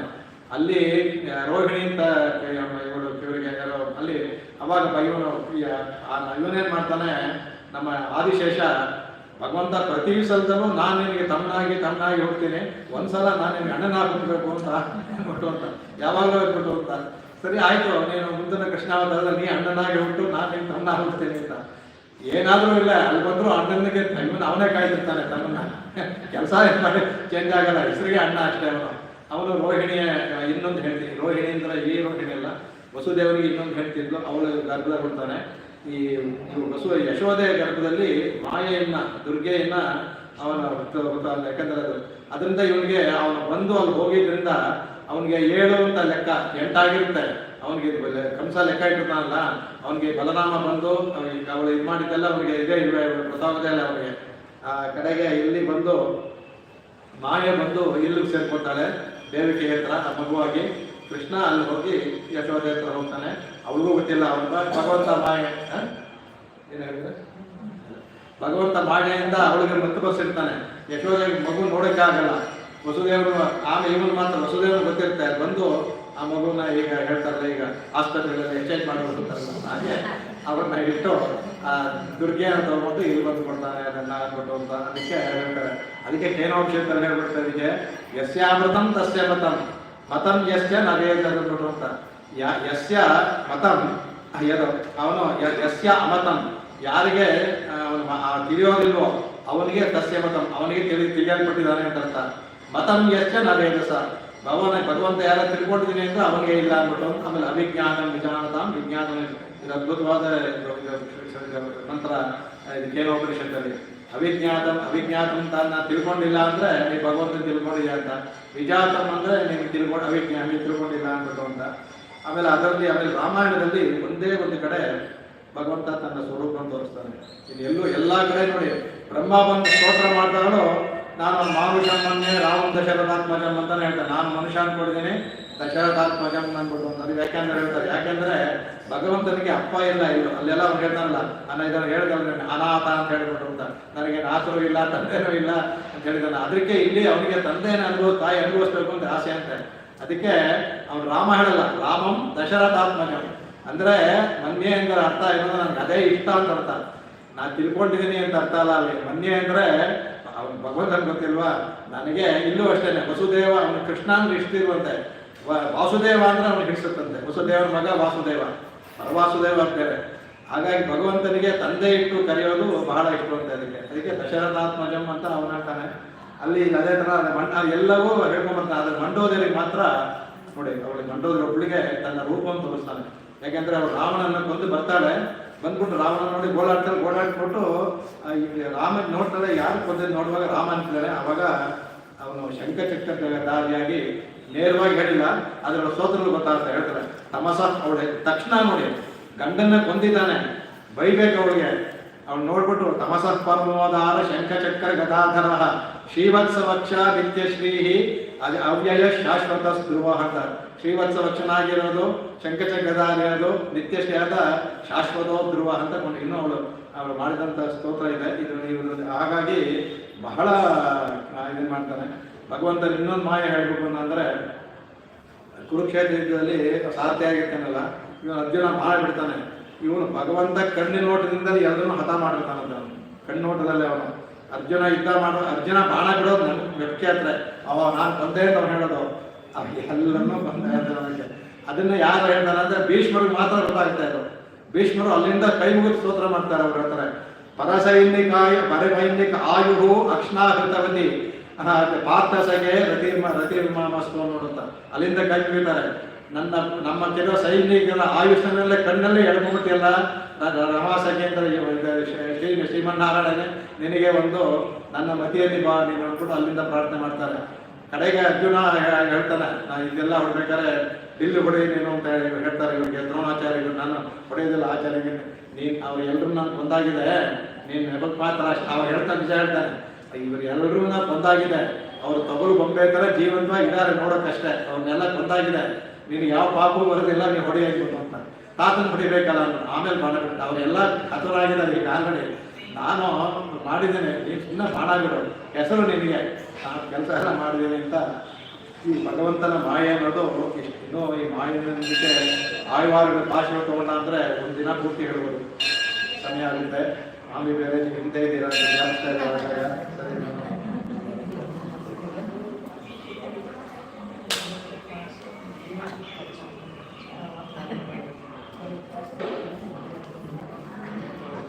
ಇನ್ನು ಬಡ ಮಧುರ ಮೈಂದನೆ ಅಲ್ಲಿ ಕೂಡ ಮಾಮಾಯನ್ ಜಲದ ಮಾಯನೈ ಮನ್ನೆ ಬಡ ಮಧುರೆ ಮನ್ನೆ ಅಂದರೆ ಒಳ್ಳೆ ಪುಣ್ಯವಾದ ಕ್ಷೇತ್ರ ಅಂತ. ಮನ್ನೆ ಅಂದರೆ ಅದು ಮನ್ನಣೆಗೆ, ಕನ್ನಡದಲ್ಲಿ ಇರಬೇಕು, ಮನ್ನಣೆಗೆ ಯೋಗ್ಯವಾದ ಕ್ಷೇತ್ರ. ಮನ್ನೆ ಬಡ ಮಧುರೆ ಅಂದರೆ ನಾವು ಈಗಲೂ ನಮಗೆ ಮಧುರೆ ಅಂದರೆ ಅಯೋಧ್ಯ, ಮಧುರೆ, ಕಾಶಿ ಇವೆಲ್ಲವೇ ನಮಗೆ ಪವಿತ್ರವಾದ ಸ್ಥಳಗಳ 7 ಕೂಡ ಮೋಕ್ಷದಾಯಕ ಸ್ಥಳಗಳು ಅಂತ. ಅದಕ್ಕೆ ಮೊನ್ನೆ ಈ ಮಧುರ ಅಂದರೆ ಅದಕ್ಕೆ ವಡ ಮಧುರ ಹೇಳೋದಂದರೆ ಇಲ್ಲಿರುವ ಮಧುರೆ. ಇಲ್ಲಿ ಆಗಿರೋ ತಂದೆಗೆ ಅವರಿಗೆ ಎಲ್ಲಿ ಹೋಗಿ ಪಾಂಡ್ಯ ರಾಜನಲ್ಲಿ ಹೋಗಿ ಪದಾರ್ಥವನ್ನು ಸ್ಥಾಪನೆ ಮಾಡಿ ಇಟ್ಟುಕೊಂಡು ಕರ್ಕೊಂಡು ಆ ಮಧುರೆ, ಅದು ಜನ್ಮಧುರೆ, ಅದಕ್ಕೆ ವಡ ಮಧುರೆ.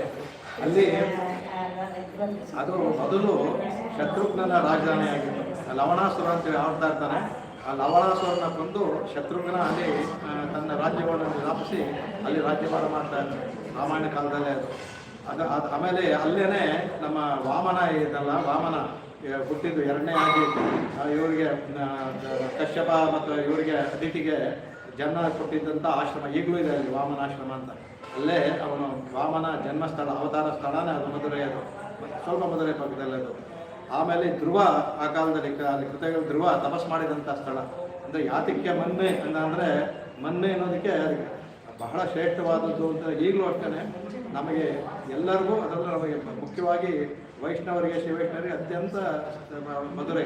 ಯಾಕಂದರೆ ಭಗವಂತನ ಮಧುರೆ ಮತ್ತು ಬೃಂದಾವನ ಭಗವಂತನ ಪಾದಸ್ಪರ್ಶವಾದಂಥ ಸ್ಥಳಗಳು ಅವೆಲ್ಲವೂ ಸಹ.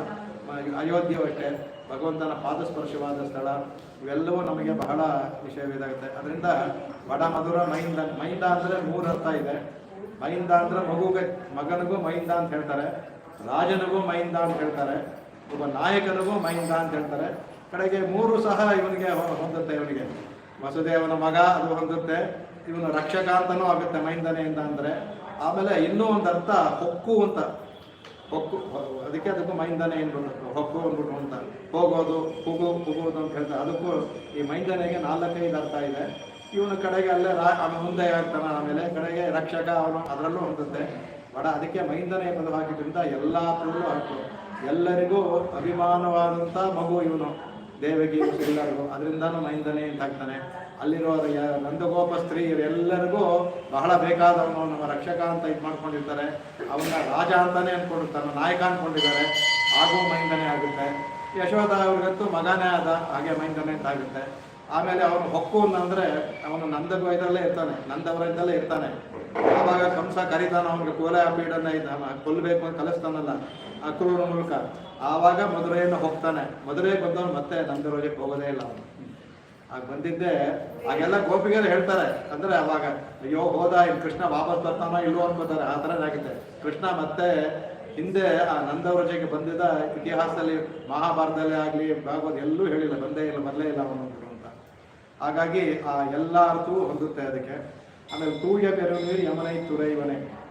ಆ ತೂಯ ಪೆರುನೀರು ಅನ್ನೋದಕ್ಕೆ, ಆ ತೂಯ ಅನ್ನೋದಕ್ಕೆ 2 ಅರ್ಥ. ಒಂದು ಆಳವಾದದ್ದು ಅಂತ, ಆಮೇಲೆ ಶ್ರೇಷ್ಠವಾದದ್ದು ಅಂತ. ಪೆರುನೀರು ಅಂದರೆ ತಿಳಿಯಾಗಿರುವಂತಹ ಯಮನೈ ತುರೈವನೆ. ಇದು ತುರೈವನ ಅಂದರೆ, ತುರೈವನ ಅಂದರೆ ತೀರ ಅಂತ. ತೀರದಲ್ಲಿ ವಾಸಿಸುವನ್ನು, ತುರೈ ಅಂದರೆ ತೀರ. ಆ ತೀರದಲ್ಲಿ ವಾಸಿಸೋರು ಎಲ್ಲರೂ ತುರೈವರೇ ಆಗ್ತಾರೆ. ಇವನೊಬ್ಬನೇ ಅಲ್ಲ, ಇವರು ಎಲ್ಲರೂ ವಸುದೇವ ಅಲ್ಲಿದ್ದ ನಂದವರು ಅಲ್ಲಿ ಯಮುನಾ ತೀರದಲ್ಲಿದ್ದಂತೆ. ಆದರೆ ಇಲ್ಲಿ ತುರೈವನ ಅಂದರೆ ಮುಖ್ಯವಾಗಿ ಕೃಷ್ಣನಿಗೆ ಹೇಳ್ತಾರೆ. ಅದಕ್ಕೆ ಯಾತಕ್ಕೆ ಇಷ್ಟೆಲ್ಲ ಹಾಕೋದು ಅಂದರೆ ಯಮುನೆಯನ್ನು ಇಟ್ಕೊಂಡು ಆ ಪೆರುನೀರು ಹೇಳಿದೆ ಅಂತ ಅದಕ್ಕೆ ಹೇಳ್ತಾರೆ ಅದಕ್ಕೆ. ಆಮೇಲೆ ಸ್ವಾಮಿ ದೇಶಿಕನ್ ಹೇಳ್ತಾರಲ್ಲ ದಶಾವತಾರ, ಕಾಳಿಂದಿ ರಸಿಕಾಯ ಕಾಳಿಯ ಪಣಿಸ್ಫಾರಸ್ಫಟ ವಾಟಿಕ. ಆ ಯಮುನಾ ನದಿಗೆ ವಿಷವನ್ನು ಬೆಳೆಸ್ಬಿಟ್ಟಿದ್ದಾನೆ ಅವನು. ಅದಕ್ಕೆ ಇದಕ್ಕೆ ಹೆಸರು ಅಷ್ಟೇ. ಈ ಕಾಳಿಂದಿಗೆ ವ್ಯಂಗ್ಯವಾದ ತಮಾಷೆ ವ್ಯಾಖ್ಯಾನ ಮಾಡ್ತಾರೆ. ಯಮನೆಗೆ ಇನ್ನೊಂದು ಹೆಸರು ಕಾಳಿಂದಿ.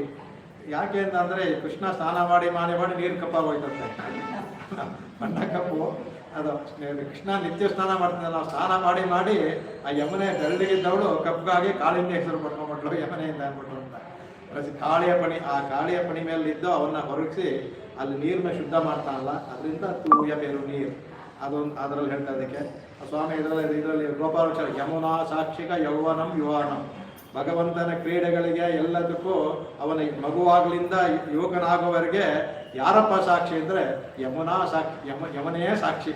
ಅವನು ಎಲ್ಲವೂ ಹುಟ್ಟಿ ಬೆಳೆದದ್ದು ಅವನ ಕ್ರೀಡೆ ಎಲ್ಲ ಅಲ್ಲೇ ತಾನೆ, ಅದಕ್ಕೆ ಸಾಕ್ಷಿಯಾಗಿ ಯಮುನೆ ಇದ್ಲು ಅಂದ್ಬಿಟ್ಟು ಅಂತ. ಆ ಯಮುನೆಗೆ ಒಂದು ವಿಶೇಷವನ್ನು ಹೇಳ್ತಾರೆ. ಗೋದಾವರಿಗೆ ರಾಮಾಯಣದಲ್ಲಿ ಹೋದ ಅಂದರೆ ಸೀತೆಯನ್ನು ಅಪಹರಣ ಮಾಡಬೇಕಾದ್ರೆ ಅವಳು ಸೀತೆ ಕೇಳ್ಕೊತಾಳೆ, ಪಕ್ಷಿಗಳು ಕೇಳ್ಕೊತಾಳೆ, ಯಮನೆ ಗೋದಾವರಿ ಗೋದಾವರಿ ನಮ್ಮ ರಾಮ ಲಕ್ಷ್ಮಣರು ಹಿಂದಿರಿ ಬಂದಾಗ ನನ್ನ ವಿಷಯವನ್ನು ಅವ್ರಿಗೆ ತಿಳಿಸುವಂತ ಕೇಳ್ಕೊತಾಳೆ ಅವಳು. ಶ್ಲೋಕವು ಬರುತ್ತೆ, ಅದೇ ಶ್ಲೋಕ ಹೇಳ್ತಾರೆ ಸಮಯ ಆಗುತ್ತೆ. ಕಡೆಗೆ ರಾಮ ಬರ್ತಾನೆ, ಬಂದ್ಬಿಟ್ಟು ಕೇಳ್ತಾನೆ ಎಲ್ಲವನ್ನ. ಯಮುನಾ ನದಿ ಆಗಲಿ ವೃಕ್ಷಗಳು ಏನು ಮಾಡುತ್ತೆ ಹೇಳಕ್ ಬರಲ್ಲ, ಅವು ಎಲ್ಲವೂ ಸಹ ದಕ್ಷಿಣ ದಿಕ್ಕಿಗೆ ತಮ್ಮ ಇದು ಈಗ ಗಾಳಿ ಬೀಸಿದ್ರೆ ಹೋಗುತ್ತಲ್ಲ, ತಮ್ಮ ಈ ಕೊಂಬೆಗಳು ಎಲೆಗಳನ್ನೆಲ್ಲ ದಕ್ಷಿಣ ದಿಕ್ಕಿಗೆ ತೋರಿಸು ಅಂದರೆ ಒಂದು ಸೂಚನೆ ಕೊಡ್ತು, ಇಲ್ಲಿ ಹೋದ್ಲು ಅಂತ. ಅವು ಇದು ಗೋದಾವರಿ ಗಪ್ಚಿಪ್ ಮಾತಾಡೋ, ಯಾಕಂದ್ರೆ ಅವಳಿಗೆ ಲಂಕೆ ಇರೋದು ಎಲ್ಲಿ, ಅಲ್ಲಿ ಈ ಗೋದಾವರಿ ಎಲ್ಲಿ, ಎಷ್ಟು ದೂರ, ರಾವಣನ ಹೆದರಿಕೆ ಎಲ್ಲಿ ನನ್ನ ಬತ್ತಿಸ್ಬಿಡ್ತಾನೋ ಕೋಪದಿಂದ, ವಿಷಯ ತಿಳಿದ್ರೆ ಗೋದಾವರಿ ಹೇಳ್ಬಿಟ್ಲು ರಾವಣನ ವಿಷಯ ಅಂದ್ಬಿಟ್ಲು ಅಂತ ಸುಮ್ಮನೆ ಹೇಳೋದೇ ಇಲ್ಲ ಅವಳು. ಅದಕ್ಕೆ ಹೇಳ್ತಾರೆ ಆವಾಗ ಅದಕ್ಕೆ ಕಳಂಕ ಬಂದಂತೆ ಗೋದಾವರಿಗೆ ಕಳಂಕ ಬಂದು ಹಿರಿಯರು ಅನುಷ್ಠಾತರು ಯಾರು ಗೋದಾವರಿಗೆ ಸ್ನಾನ ಮಾಡ್ತಿರ್ಬಂತೆ. ಈ ಗೋದಾವರಿಗೆ ಪಾಪಿಷ್ಟ ಇವಳು, ಅದರಿಂದ ಇಲ್ಲಿ ಸ್ನಾನ ಮಾಡಬಾರ್ದು, ರಾಮನಿಗೆ ಇದು ಮಾಡೋದು ಅಂದ್ಬಿಟ್ಟು ಸ್ನಾನ ಮಾಡ್ತಿರಲಿಲ್ಲ ಅಂತ ಹೇಳ್ತಾರೆ. ಅದು ಆಮೇಲೆ ಕುರಿತಾ ಇದ್ರು ಅಂತ, ಹೇಗೆ ಕುರಿತಾ ಇದ್ರು ಅಂತ ದೇಶಕ್ಕೆ ಹೇಳ್ಬೇಕು, ಅದು ನಾವೆಲ್ಲ ಹೇಳ್ತೀನಿ. ಆದರೆ ಯಮುನೆ ಕಂಸ ಅಲ್ಲೇ ಪಕ್ಕದಲ್ಲೇ ಇದ್ದಾನೆ, ಅಲ್ಲೇ ತಾನೇ ಹರಿತಾಳೆ ಯಮುನೆ. ಕಂಸ ಅಲ್ಲೇ ಕೋಟೆ ಪಕ್ಕದಲ್ಲೇ ಇದೆ. ಹಾಗಿದ್ರೂ ಸಹ ಯಮುನೆ ಆ ವಸುದೇವನ್ನ ತಗೊಂಡು ಹೋಗೋದಕ್ಕೆ ದಾರಿ ಬಿಟ್ಟು ಮಂಡಿ ಉದ್ದು ಕಷ್ಟ ಒಂದು. ಅದಕ್ಕೆ ಬರುವಾಗ ಅವಳು ದಾರಿ ಮಾಡಿಕೊಟ್ಲು ಅಂತ, ಅದಕ್ಕೆ ಪಕ್ಕದಲ್ಲೇ ಇರುವಾಗ ಅದು ಮಾಡಿಕೊಟ್ಲು ಅಂತ ಅದು ಹೇಳ್ತಾರೆ ಅದಕ್ಕೆ. ಹಾಗಾಗಿ ಯಮುನೆಗೆ ಒಂದು ಹೆಚ್ಚು ವೈಭವ. ಹುಟ್ಟಿದಾಗೆ ಭಗವಂತನ ಹೋಗೋದಕ್ಕೆ ಕಂಸ ಪಕ್ಕದಲ್ಲೇ ಇದ್ರು, ಅವನಿಗೆ ಹೆದರದ ದಾರಿ ಮಾಡಿಕೊಟ್ಲು. ಗೋದಾವರಿ ಎಲ್ಲೋ ಇರುವ ರಾವಣ ಎಲ್ಲಿ ಬಂದು ಮಾಡ್ತಾನೋ ಅಂತ ವಿಷಯವೂ ತಿಳಿದಿದ್ರು ಅವಳು ಹೇಳಲಿಲ್ಲ ಅವಳು ಅದನ್ನ ಅಂದ್ಬಿಟ್ಟು ಅಂತ. ಅದಕ್ಕೆ ದೇಶಿಕರು ಹೇಳ್ತಾರೆ, ಅವಳಿಗೆ ಗೋದಾ ಜನನ ಆಗುವವರೆಗೆ ಗೋದಾವರಿಗೆ ಕೆಟ್ಟ ಹೆಸರೇ ಇತ್ತಂತೆ. ಗೋದಾ ಯಾವಾಗ ಆಯ್ತು ಅವಾಗ ಹೇಳ್ತಾರೆ ಅವರು ಜೋರ್ತೆ, ಪ್ರಾಯೇಣ ದೇವಿ ಭವತಿ ವ್ಯಪದೇಶ ಯೋಗಾತ್ ಗೋದಾವರಿ ಜಗದಿದಂ ಪಯಸಾ ಪುನೀತೆ. ಗೋದಾವರಿಗೆ ತುಂಬಾ ಕೆಟ್ಟ ಹೆಸರಿತ್ತು, ಅದರ ತಾಯಿ ನೀನ್ ಜನ ಮಧ್ಯಲ್ಲ ಪ್ರಾಯಶಃ ಭವತಿ ವ್ಯಪದೇಶ, ನೀನು ಹುಟ್ಟಿದ ಮೇಲೆ ನಿನ್ನ ಹೆಸರು ಅವಳು ಬಂತಲ್ಲ, ಗೋದಾ ಹೆಸರು ಅವಳು ಬಂತಲ್ಲ, ಅದರಿಂದ ಗೋದಾವರಿ ಜಗತ್ತಿನಲ್ಲಿ ಪಯಸಾ ಪುನೀತೆ, ಪುಣ್ಯ ನದಿ ಆದಳು. ಅವಳಿಗೆ ಕಳಂಕ ಹೋಯ್ತು, ರಾಮನಿಗೆ ಹೇಳಿದ ಕಳಂಕ ಇತ್ತು, ಋಷಿಮುನಿಗಳು ಸ್ನಾನ ಮಾಡ್ತಿರ್ಲಿಲ್ಲ. ನೀನು ಜನನಾದ್ಮೇಲೆ ನಿನ್ನ ಹೆಸರು ಹೊತ್ಕೊಂಡಿದ್ದರಿಂದ ಅವಳು ಪುನೀತಲಾಗ್ಬಿಟ್ಟು ಅಂದ್ಬಿಟ್ಟು ಅದ್ಭುತವಾಗಿ ಕೊಂಡ್ಕೊಂಡಿರ್ತಾರೆ. ಅದಕ್ಕೆ ಅದು ಹೇಳ್ತಾರೆ. ಅದಕ್ಕೆ ಇದರಲ್ಲಿ ಭಾಗವತದಲ್ಲಿ ಬರುತ್ತೆ, ಯಮುನಾನ್ ಜಾತಿ ಗಂಭೀರಾಂ ನಾನವರ್ಕ ಜಶಾಕುಲಾಂ. ಅದವೇ ವಾಸುದೇವೋ ವಹನ್ ಕೃಷ್ಣನ್ನೇ ಜಾನು ಮಾತ್ರೋದಕ್ಕೆ ಯಯೋ ಬಂದ್ಬಿಟ್ಟು ಅಂತ. ಅಂದರೆ ಯಮುನಾ ಗಂಭೀರ ಅಂತ ಆಳವಾಗಿ ಇರೋಳವಳು. ಅದಕ್ಕೆ ನಾನಾವರ್ಕ ಜಶಾಕುಲ, ಅನೇಕ ಮೊಸಳೆಗಳು ಮೀನುಗಳು ಇರುವಂಥ ಉಳ್ಳಗಳು ತನ್ನ ಇದರಲ್ಲಿ. ಹಾಗಿದ್ದರೂ ಸಹ ವಾಸುದೇವೋ ವಹನ್ ಕೃಷ್ಣನ್ನೇ, ವಾಸುದೇವ ಕೃಷ್ಣನ್ನು ಹೊತ್ಕೊಂಡು ಹೋಗಬೇಕಾದ್ರೆ ಅವನಿಗೆ ಆ ಸಮಯದಲ್ಲಿ ಜಾನುಮೋತ್ತರೋದಕ್ಕೆ ಭವ ಅಂತ ಮಂಡಿಯಷ್ಟೇ ನೀರಾಗ್ಬಿಟ್ಲಂತೆ ಅವಳು. ಅಷ್ಟು ಆಳವಾಗಿರುವ ಇದು ಮಂಡಿಯಷ್ಟು ಆಗ್ಬಿಟ್ಲು ಅಂದ್ಬಿಟ್ಟು ಹೇಳ್ತಾರೆ ಅದಕ್ಕೆ. ಆಮೇಲೆ ಇದಕ್ಕೂ ಹೇಳ್ತಾರೆ, ಸಹಸ್ರನಾಮದಲ್ಲಿ ಬರುತ್ತೆ ಅದಕ್ಕೆ, ಶೂರಸೇನ ಯದು ಶ್ರೇಷ್ಠ ಸನ್ನಿವಾಸ ಸುಯಾಮನಃ ಅಂತ ಬರುತ್ತಲ್ಲ, ಇದೆಲ್ಲ ಇದಕ್ಕೆ ಬರುವಂಥದ್ದು ಭಗವಂತರ ಕೃಷ್ಣನಿಗೆ ಬರುವಂಥ ನಾಮಗಳು. ಅದರಲ್ಲಿ ಬರೀ ನಾವು ಸುಯಾಮನಃ ಮಾತ್ರ ತಗೊಳ್ಳೋಣ, ಅದಕ್ಕೆ ಬಾಕಿದೆಲ್ಲ ಬಿಟ್ಬಿಡೋಣ, ಸಮಯ ಇಲ್ಲ ಇವಾಗ. ಈ ಸುಯಾಮನಃ ಅದಕ್ಕೆ ನಮ್ಮ ಪರಾಶರ ಭಟ್ರು ಭಗವದ್ಗುಣ ದರ್ಪಣ ಮಾಡಿದ್ದಾರೆ. ಮೊದಲು ಶಂಕರಾಚಾರ್ಯರು ಮೊದಲು ಮಾಡಿದ ಭಾಷ್ಯ ವಿಷ್ಣು ಸಹಸ್ರನಾಮಕ್ಕೆ ಅವರು ಮಾಡಿದ್ದಾರೆ ನೋಡಿ. ಇವರು ಏನು ಹೇಳ್ತಾರೆ, ಪರಾಶರ ಭಟ್ರು ಏನು ಹೇಳ್ತಾರೆ, ಸುಯಾಮನಾಗಿ ಹೇಳ್ತಾರೆ ಅವರು, ಶೋಭಾನಾನಿ ಪಾವನಾನಿ ಯಮುನಾ ಸಂಬಂಧೀನಿ ಪುಷ್ಪಾಪಜಯ ವಸ್ತ್ರಾಪಹಾರ ಹೇಳ್ತಾರೆ, ರಾಸಕ್ರೀಡಾದೈನಿ ಕೃತ್ಯಾನಿ ಯಶ್ಚೇತು ಸುಯಾಮನಃ ಅಂತ ಹೇಳ್ತಾರೆ. ಅದನ್ನ ಭಗವಂತನಿಗೆ ಯಾಕೆ ಸುಯಾಮನ ಹೆಸರು ಬಂತು ಅಂದರೆ, ಅವನು ಯಮನೆ ಅಂತ ಅವಳು ಶೋಭನಾನಿ ಪಾವನಾನಿ, ಶೋಭನ ಪಾವನಾದ ನದಿ ಯಮುನಾ ನದಿಯ ಸಂಬಂಧವುಳ್ಳಂತಹ ಏನೇನು ಸಂಬಂಧ ಅಂದರೆ ಪುಷ್ಪಾಪಚಯ ಲೋಗಿ ಹೂ ಕಿತ್ಕೊಳ್ಳೋದು ಮಾಡೋದು, ಆಮೇಲೆ ಸ್ನಾನ ಮಾಡಬೇಕಾದ್ರೆ ವಸ್ತ್ರವನ್ನು ಅಪಹರಣ ಮಾಡೋದಲ್ಲ, ವಸ್ತ್ರಾಪಹರಣ, ಮತ್ತು ಯಮುನಾ ತೀರದಲ್ಲಿ ರಾಸ ಕ್ರೀಡೆ ಆಡಿದ್ದು, ಈ ಅನೇಕವನ್ನ ಇವನು ಮಾಡಿದ್ರಿಂದ ಯಮುನೆಯ ತೀರದಲ್ಲಿ ಮಾಡಿದ್ರಿಂದ ಸಯಾಮುನಃ ಅಂದರೆ ಯಮುನೆಯ ಜೊತೆಗೆ ಅಂದರೆ ಯಮುನೆಯ ತೀರದ ಹಾಗೆ ಮಾಡಿದ್ದು ಅಂತ, ಅದಕ್ಕೆ ಸಯಾಮುನಃ ಅಂತ ಬಂತು. ಶಂಕರಾಚಾರ್ಯ ಯಾತ್ರ ಬರ್ತಾರೆ ನೋಡಿ ಇದಕ್ಕೆ. ಅವರು ಸುಶೋಭನಃ ಯಾಮನಾ ಸಂಬಂಧಿನಃ, ಅದು ಸುಶೋಭನಃ ಅದು ಅವಳಿಗೆ ಯಾಮನವನ್ನೇ ಸು ಹಾಕ್ತಾರೆ. ಅವಳು ಶೋಭವತಿಯಾದಂಥ ಯಮನೆ, ಸುಶೋಭನಃ ಯಮನ ಅವಳು. ಯಮುನಾ ಸಂಬಂಧ, ಅಂತಹ ಯಮುನೆಯ ಸಂಬಂಧ ಇಟ್ಟು ಯಾರು?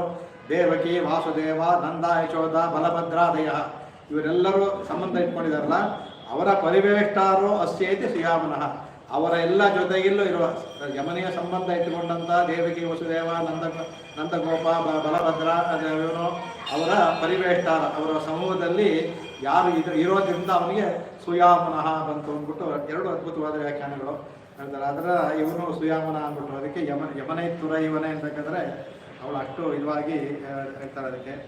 ಆಮೇಲೆ ಆಯರ್ ಕುಲತ್ತಿರಿದು ತೋರ್ನಂ ಅಣಿ ವಿಳಕ್ಕೈ ಅಂತ ಹೇಳ್ತಾರೆ ಅದಕ್ಕೆ ಹೇಳ್ತಾರೆ ಅದಕ್ಕೆ ಆಯರ್ ಇದಕ್ಕೆ ಕುಲತ್ತಿರಿದು ತೋರ್ನಂ ಅಣಿ ವಿಳಕ್ಕೈ ಅಂದರೆ ಹುಟ್ಟಿದ್ದು ಇವನು ಯಾದವ ಕುಲದಲ್ಲಿ, ಆದರೆ ಬೆಳೆದಿದ್ದು ಇದರಲ್ಲಿ, ಅದಕ್ಕೆ ತೋರ್ನಂ ಅದಕ್ಕೆ ಪದವನ್ನು ಹಾಕಿದ್ರು.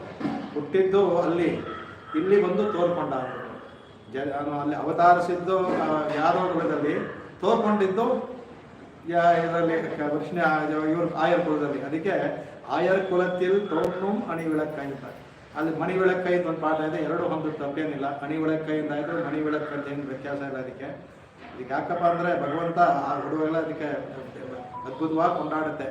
ದೇವಕಿ ಪೂರ್ವ ಸಂಧ್ಯಾಯಾಮ್ ಆವಿರ್ಭೂಯಾತ್ ಮಹಾತ್ಮನಃ ಅಂತ. ದೇವಕಿ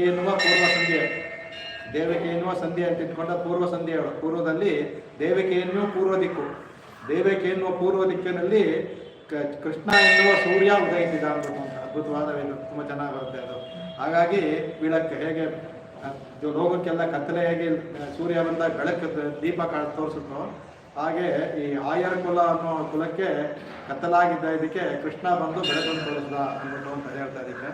ಅಲ್ಲೇ ಅದನ್ನು ಯಾಕೆಂದ್ರೆ ಇಲ್ಲಿ ಹೇಳ್ತಾರೆ ಇದಕ್ಕೆ ಯಾದಕ್ಕಪ್ಪ ಅಂದರೆ ಈ ಭಗವಂತನಿಗೆ ಮುಖ್ಯವಾದ ಗುಣಗಳು ಏನಂದ್ರು, ಅವನಿಗೆ ದಯೆ, ಕರುಣೆ ಮತ್ತು ದಯೆ, ಈ ಎರಡಕ್ಕೂ ಅಲ್ಲಿ ವೈಕುಂಠದಲ್ಲಿ ಬೆಲೆ. ಯಾಕಂದ್ರೆ ಎಲ್ಲರೂ ಮುಕ್ತರಾಗ್ಬಿಟ್ಟಿದ್ದಾರೆ, ಅವ್ರಿಗಿನ್ ಯಾವ ಇವರು ಭಗವಂತ ಇನ್ನು ದಯೆ ಕೂಡ ಅವಶ್ಯಕತೆ, ಅವ್ರಿಗೆ ಯಾವ ದಯೆ ಬೇಕು, ಯಾಕೆ ಹೋಗ್ಬಿಟ್ಟಿದ್ದಾರೆ ಅವರಿಗೆ. ಅವನ ದಯೆ ಕರುಣೆಗೆ ಅಲ್ಲಿ ಬೆಲೆನೇ ಇಲ್ಲ. ಯಾಕೆಂದ್ರೆ ಅವ್ನ ಗುಣಗಳಿದ್ರು ಅದು ಒಂದು ಕಡೆ ಬೀಗಾಗಿಟ್ಕೋಬೇಕು, ಅಲ್ಲಿಗೆ ಅಲ್ಲಿ ಬೆಲೆ ಅಲ್ಲಿ ಯಾಕಂದ್ರೆ ಅದ್ರಿಗೆ ಅವಶ್ಯಕತೆ ಇಲ್ಲ. ಅದು ಎಲ್ಲಿ ಅವಶ್ಯಕತೆ ಬರುತ್ತೆ, ಎಲ್ಲಿ ತೋರಿಸ್ಬೇಕು ಅವನು ಅಲ್ಲಿ ಬರುತ್ತೆ. ಬೆಳಕು ಎಲ್ಲಿ ಬೇಕು, ಕತ್ತಲೆ ಇದ್ದರೆ ಜಾಗದಲ್ಲಿ ಬೆಳಕಬೇಕು, ಅಲ್ಲಿ ಯಾವಾಗಲೂ ಬೆಳಕೆ ಅಲ್ಲಿ. ಅದಕ್ಕೆ ಸದಾ ಪಶ್ಯಂತಿ ಶ್ರುತಿ ಹೇಳ್ಕೊಂಡಾಗ್ಬಿಡುತ್ತೆ, ಸದಾ ಪಶ್ಯಂತಿ ಸೂರ್ಯ, ಅಲ್ಲಿ ಎರಡರ್ಥ. ಸೂರ್ಯ ಸದಾ ಇರ್ತಾನೆ, ಸೂರ್ಯ ಅಂತ ನಿತ್ಯ ಸೂರ್ಯಗಳು, ಅಲ್ಲಿ ಎಲ್ಲ ನಿತ್ಯವೂ ಬೆಳಕು. ಕತ್ಲೆ ಅನ್ನೋದೇ ಇಲ್ಲ ಅಲ್ಲಿ, ಬೆಳಕೆ ಮಣಿ ಬಂದು ಏನು ಬಂತು, ಕತ್ಲೆ ಇದ್ದಲ್ಲಿ ಬೆಳಕಿಗೆ ಹೆಚ್ಚು ಇದು. ನೀವು ಬೆಳಕು ನೋಡಿ, ಬೆಳಕಿನ ದೀಪ ಹಚ್ಚಿದ್ರೆ ಅದು ಚೆನ್ನಾಗಿ ಕಾಣಲ್ಲ, ರಾತ್ರಿ ಹೊತ್ತು ಪ್ರಕಾಶಮಹ ಕಾಣುತ್ತೆ. ಅದಕ್ಕೆ ಇಲ್ಲಿ ಅವನಿಗೆ ಅವನ ದಯೆ ಕರುಣೆ ಅನ್ನೋ ಎರಡು ಮಣಿಗಳಿಗೆ ಬೆಲೆ ಏನು ಎಲ್ಲಪ್ಪ ಅಂದರೆ ಈ ಭೂಮಂಡಲಕ್ಕೆ ಬರಬೇಕು, ಅವನು ಇಲ್ಲೇ ತೋರ್ಕೋಬೇಕದು, ಇಲ್ಲಿ ಕತ್ತಲೆಯಲ್ಲಿ ಇದೀವಲ್ಲ ಅದಕ್ಕೆ. ಹಾಗಾಗಿ ಅದಕ್ಕೆ ಅವನ ಗುಣಗಳಿಗೆ ಕೆಲಸ ಇಲ್ಲೇ, ಅಲ್ಲಿ ಕೆಲಸವೇ ಇಲ್ಲ, ಅದಕ್ಕೆ ಇಲ್ಲಿ ಬಂದು ಅಂದ್ಬಿಟ್ಟು ಅಂತ ಹೇಳಿದ್ರೆ ಇದನ್ನ ಆಚಾರ್ಯರು ಬರುವಾಗ ಮಾಡ್ತಾರೆ ಮಂಗಳ ದೀಪ ಅಂದ್ಬಿಟ್ಟು. ಅದರಿಂದ ನಮಗೆ ಜ್ಞಾನಾನುಷ್ಠಾನಗಳನ್ನು ಉಳ್ಳಂಥ ಆಚಾರ್ಯರು ನಮ್ಮ ಕತ್ತಲೆಗೆ ನಮಗೆ ಮಣಿದೀಪವಾಗಿ ನಮಗೆ ನಾವೇ ಕತ್ತಲೆಯಲ್ಲಿದ್ದೀವಿ, ಮಣಿದೀಪವಾಗಿ ನಮಗೆ ಅವರ ಭಾಸ್ಕರ ಅಂತ ರವಿ ಅಂತ ಇಲ್ಲಿ ಹೇಳಿದಲ್ಲ, ಪೂರ್ವ ಸಂಧ್ಯಾಯನ್ ಆವಿರ್ಭೂಯಾನ್ ಮಹಾತ್ಮನಃ ಅಂತ. ಹಾಗೆ ನಮಗೆ ಅಜ್ಞಾನ ಸಂಧ್ಯೆ, ನಾವು ಅಜ್ಞಾನ ಸಂಧ್ಯೆಲ್ಲ ನಮಗೆ ಯಾರು ನಮ್ಮ ಆಚಾರ್ಯರು ಆವಿರ್ಭೂತರಾಗಿ ಮಣಿಬೆಳಕಾಗಿ ತೋರ್ತಾರೆ ಅಂತ ಸ್ವಾಪದೇಶದಲ್ಲಿ ಮಾಡ್ತಾರೆ ಅದಕ್ಕೆ. ಆಮೇಲೆ ತಾಯೇ ಕುಡಲ್ ವಿಳಕ್ಕಂ ಶೈಲ ದಾಮೋದರನೈ ಅಂದ್ಬಿಟ್ಟು ಬರುತ್ತೆ ಇದರಲ್ಲಿ ಎರಡು ಬರ್ತಾ ಇದ್ದಾರೆ. ತಾಯೇ ಕುಡಲ್ ಅಂದ್ರೆ ತಾಯಿಯ ಉದರವನ್ನು ಬೆಳಗಿಸಿದ ಅಂತ. ಅವನು ಹುಟ್ಟಿದ್ದು ಬರೀ ದೇವಕಿಗೆ, ಅದರಿಂದ ಹೇಗೆ ಇಲ್ಲಿ ತಾಯೇ ಕುಡಲ್ ಅಂತ ಇಲ್ಲಿ ಆಯರ್ ಕುಲಕ್ಕೆ ಇರೋದು, ಇಲ್ಲಿ ದೇವಕಿನೇ ತಗೋಬೇಕಾ ಇಲ್ಲ ದೇವಕಿ ಯಶೋಧ ಇಬ್ಬರೂ ತಗೋಬೇಕಾ ಅಂದ್ಬಿಟ್ಟು ಅಂತ. ಕೆಲವು ಆಚಾರ್ಯರು ದೇವಕಿನೇ ತಗೋಬೇಕು ಅಂತ ಹೇಳ್ಬಿಟ್ಟು ಹೋಗಿದ್ದಾರೆ. ಆದರೆ ನಮ್ಮ ಇವರು ಉತ್ತಮೂರು ಸ್ವಾಮಿಗಳು ಯಶೋಧೆಯನ್ನು ತಗೊಳ್ಳಿ ಯಾಕೆ ತಪ್ಪು ಅದರಲ್ಲೇ ತಪ್ಪಿದೆ ಅಂತ ಇನ್ನೊಂದು ಆಚಾರ ನಮ್ಮ ಪರಿಪರಕಾಲ ಸ್ವಾಮಿಗಳು ಮತ್ತು ಆ ಷಟಗೋರ 44ನೇ ಅವ್ರದ್ದು ಉದ್ದತ್ವ ವ್ಯಾಖ್ಯಾನ ಇದೆ, ಭಾಳ ಚೆನ್ನಾಗಿದೆ. ಇನ್ಯಾವುದಾದ್ರು ಒಂದು ಸಲ ಅವ್ರದ್ದೇ ವ್ಯಾಖ್ಯಾನ ಹೇಳೋಣ, ತುಂಬ ಚೆನ್ನಾಗಿದೆ. ಅವರುಗಳು ಇಬ್ಬರೂ ಆಯಿತು ತಗೋಬೋದು ಅಂತ ಹೇಳಿದ್ದಾರೆ. ಇವ್ರು ಹೇಳ್ತಾರೆ ಹೇಗೆ ಅಂತ ನಾನು, ಯಾಕೆಂದರೆ ಹುಟ್ಟಲಿಲ್ವಲ್ಲ, ಹೇಗೆ ಅವನು ಅವರ ಗರ್ಭವನ್ನು ಬೆಳಗಿಸಿದ ಅಂತ ಹೇಳ್ತೀರಾ ಅಂತ ಕೇಳಿದ್ರೆ ಅದು ಹೇಳ್ತಾರೆ. ಅದಕ್ಕೆ ದೇವಕಿಗೆ ಅವನಿಗೆ, ಏಕೆಂದರೆ ದೇವಕಿಗೆ ಹೇಗೆ ಬೆಳಗಿಸ್ದ ಅಂದರೆ ಅವನ ಗರ್ಭದಿಂದ ಬಂದಿದ್ದರಿಂದ ಅವಳ ಬೆಳಗಿಸ್ದ, ಅದು ಎಲ್ಲರೂ ಹೇಳ್ಬೋದು. ಯಶೋದೆ ಹೇಗಪ್ಪ ಅಂತಂದರೆ ಯಶೋದೆಗೆ ಅವಳ ಸ್ತನ್ಯಪಾನ ಮಾಡಿದ್ರಿಂದ ಅವಳ ಇದನ್ನು ಬೆಳೆಸ್ದ ಅಂದ್ಬಿಟ್ಟು ಅಂತ. ಅದಕ್ಕೆ ಹೇಳ್ತಾರೆ. ಅದಕ್ಕೆ ಒಂದು ಇದು ಬರುತ್ತೆ ಇದರಲ್ಲಿ, ಭಾಗವತದಲ್ಲಿ ಬರುತ್ತೆ, ನೇಮಂ ವಿರಿಂಚೋ ನಭವೋ ನ ಶ್ರೀರಿ ಅಪ್ಯಸಂಗ ಸಂಶ್ರಯ ಪ್ರಸಾದಂ ಲೇಬಿರೆ ಗೋಪಿ ಯಂತಂ ಪ್ರಾಪ್ತ ವಿಮುಕ್ತಿದಾತ್ ಅಂದ್ಬಿಟ್ಟು ಅಂತ. ಅಂದರೆ ಭಗವಂತನಿಗೆ ನಾ ಇಮಂ, ನೇಮಂ ಅಂದರೆ ನಾ ಇಮಂ ಅಂತ, ನೇಮ ಅಲ್ಲ ಕನ್ನಡದಲ್ಲ, ನಾ ಇಮಂ ನೇಮಂ. ವಿರಿಂಚ ಅಂದರೆ ಬ್ರಹ್ಮ, ಭವ ಅಂದರೆ ರುದ್ರನೇ ಆಗಲಿ ಬ್ರಹ್ಮನಿಗೆ ಆಗಲಿ, ಅಷ್ಟಾಗೆ ನ ಶ್ರೀಹಿ ಸ್ವಂತ ತಾಯಿಗೆ ಆಗಲಿ ಯಾರಿಗೂ ಸಹ ಅಪಿ ಅಂಗ ಸಂಶ್ರಯ, ಅವ್ರು ಯಾರಿಗೂ ಭಗವಂತನ ಅವನನ್ನು ಸಂಪೂರ್ಣವಾದ ಅಂಗ ಸಂಶ್ಲೇಷಣೆ ಅವ್ರಿಗೆ ಸಿಕ್ಕಿದ ತಾಯಿ ಸಿಗಬೇಕು, ಯಾರಿಗೂ ಸಿಕ್ಕಲೇ ಇಲ್ಲ. ಅದು ಅಂದರೆ ಇವ್ರು ಸಿಕ್ಕಲಿಲ್ಲ ಅಂದರೆ ಯಶೋದೆ ಸಿಕ್ಕಲಿಲ್ಲ ಅಂತ ಅರ್ಥ ಹೋಗಬೇಕು. ಆದರೆ ಪ್ರಸಾದಂ ಲೇಬಿರೆ ಗೋಪಿ, ಆದರೆ ಗೋಪಿಗೆ ಅವನ್ನ ಅಪ್ಪಿ ಕಟ್ಟಿ ಮುದ್ದಾಡಿ ಹೊಡೆದ್ರು ಸಹ ಹೊಡೆದ್ಬಿಡ ಅಂತ ಅವಳು ಹೊಡೆದ ತಕ್ಷಣ ಇವನು ಹೇಳ್ತಾರಲ್ಲ ಅಂತ ನನಗೆ ಬೇಜಾರಾಗೋದು, ತನ್ನ ಕರೆದು ಅವನು ಸಮಾಧಾನ ಮಾಡಿ ಅವನಿಗೆ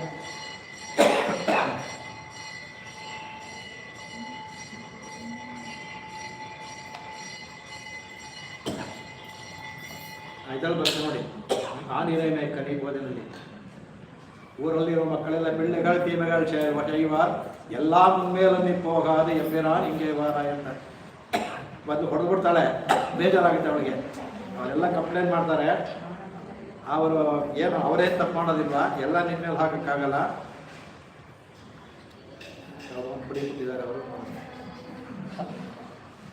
ಆ ಥರ ಇದು ಗೋಪಿಗೆ ಸಿಕ್ತಲ್ಲ, ಗೋಪಿ ಅಂದರೆ ಇಲ್ಲಿ ಯಶೋದೆ, ಅದರಿಂದ ಅವಳಿಗೆ ಸಿಕ್ಕಿದ್ರಿಂದ ಅವಳ ಯಶೋದೆಯ ಗರ್ಭವನ್ನು ಅವಳು ತನ್ನ ಮಗ ಅಂತ ಅನ್ಕೊಂಡಿದ್ದಲ್ಲ, ಅವಳ ಗರ್ಭವನ್ನು ಬೆಳೆದಿಸ್ದ ಅಂದ್ಬಿಟ್ಟು ಅಂತ ಯಾಕೆ ಎಷ್ಟು ಹೇಳ್ತಾರೆ. ಯಾಕಂದರೆ ಇವನ ಕಂಡು ಒಂಥರ ಅಂದರೆ ಸಂತೋಷ, ಒಂಥರ ಈ ಸಾತ್ವಿಕ ಅಸೂಯೆ ಎಲ್ಲ ಸಾತ್ವಿಕ ಅಸೂಯಿಂದ ಆ ಗೋಪಿಯೆಲ್ಲ ಹೇಳ್ತಿದ್ದಂತೆ, ಎನ್ನೊಬ್ಬ ನೋತಾಳುಗಳೋ ಇವನ ಪೆತ್ತ ವೈರೊಡೆಯಾಳಂತ. ಇವಳನ್ನು ವ್ರತದಕ್ಕೆ ಈ ಯಶೋದೆ ಏನು ವ್ರತ ಮಾಡಿದ್ರು ಅಂದ್ಬಿಟ್ಟು ಅಂತ ಸ್ವಲ್ಪ ಅಸೂಯೆ ಇದೆ, ಆದರೆ ಸಾತ್ವಿಕ ಅಸೂಯೆ ಅದು. ಕೃಷ್ಣನಂತ ಮಗ ನಮಗೂರು ಹುಟ್ಟಲಿಲ್ವಲ್ಲಾನೋ ಕೊರೆಯಿಂದ ಹೇಳೋದು, ಏನು ವ್ರತ ಮಾಡಿದ್ಲ ಇವಳು ಇವನನ್ನು ಪಡೆಯೋದಕ್ಕೆ ಅಂದ್ಬಿಟ್ಟು ಅಂತ. ಕಡೆಗೆ ಇನ್ನು ಕೆಲವರು ಹೇಳ್ತಾರಂತೆ, ಅದು ಅಷ್ಟೇ, ತಾನೇ ಪೆತ್ತಾಳುಗಳು ದತ್ತು ಕೊಂಡಾಳುಗಳು ಅಂತ, ಇವಳೇ ಹೆತ್ತಳ ಇಲ್ಲ ದತ್ತೊಂಬಿಟ್ಲ ಅಂದ್ಬಿಟ್ಟು. ಅಂದರೆ ಅವರಿಗೆ ಕೃಷ್ಣನ್ನ ಯಶೋದೆ ಮಗ ಅಂತ ಹೇಳೋದಕ್ಕೆ ಸಂಪೂರ್ಣವಾಗಿ, ಯಾಕೆಂದ್ರೆ ನಮಗೆ ಆ ಥರ ಮಗ ಇಲ್ವಲ್ಲ ಅನ್ನೋದು ಅಷ್ಟೇ ಅಥವಾ ಆ ಯಶೋದೆ ಮೇಲೆ ಅಸೂಯೆ ದ್ವೇಷದಿಂದಲ್ಲ ಅದು. ಅಂದರೆ ಆ ಕೃಷ್ಣನ ಒಂದು ಆ ಥರ ಇತ್ತು ಅಂದ್ಬಿಟ್ಟು ಅಂತ. ಅದಕ್ಕೆ ಕಡೆಗೆ ಅದು ಹೇಳ್ತಾರೆ ಅವನಿಗೆ ದಾಮೋದರ ಅಂತ, ವೆಲ್ಕಮ್ ചെയ്ದ ದಾಮೋದರನೇ. ಈ ದಾಮೋದರ ಪದ ಭಗವಂತನಿಗೆ ಅಲ್ಲೂ ಇದಾಗುತ್ತೆ ಅವನಿಗೆ. ಇವತ್ತಿಗೂ ಸಹ ಅವ್ನು ಕಟ್ಟಾಕಿರೋ 3 ಗುರುತುಗಳು ಅವ್ನು ಈಗಲೂ ಫಲದಲ್ಲೂ ಸಹ ಇಟ್ಕೊಂಡಿದ್ದಾನಂತೆ ಅವನು. ಈಗ ರಂಗನಾಥನ ನೋಡೋ ಶ್ರೀರಂಗದಲ್ಲಿ 3 ಗುರುತುಗಳಿದೆ, ಇಷ್ಟವಾಗಿ ಇಟ್ಕೊಂಡಿದ್ದಾನಂತೆ ಅದನ್ನು. ಇದು ನನಗೆ ಇಷ್ಟವಾಗಿದ್ದು ಅಂತ ಆ ಗುರುತನ್ನು ಇಟ್ಕೊಂಡಿದ್ದಾನಂತೆ. ಅದಕ್ಕೆ ಕಡೆಗೆ ಅವ್ರು ಹೇಳ್ತಾರೆ, ಅವರು ಬದ್ಧ ತಥಾ ಭಾವಯತಾನ್ ಜನಾನಾಂ, ಅವನು ಇದು ಆದರೆ ಅಯತ್ನ ವಿಚ್ಛೇದಿನಿ ಕರ್ಮ ಬಂದೆ. ಇವಳು ಯಶೋ ಅವನ್ನ ಕಟ್ಟಾಕಿದ್ಲು, ಅವಳು ಕಟ್ಟಾದವಳು ಏನು ಮಾಡಿದ್ಲು, ಇವನು ಅವನ್ನ ಕಟ್ಟಾಕಿದ್ಲು, ಇವಳ ಕರ್ಮ ಕಟ್ಟುಗಳನ್ನು ಅವನು ಬಿಡಿಸ್ದ.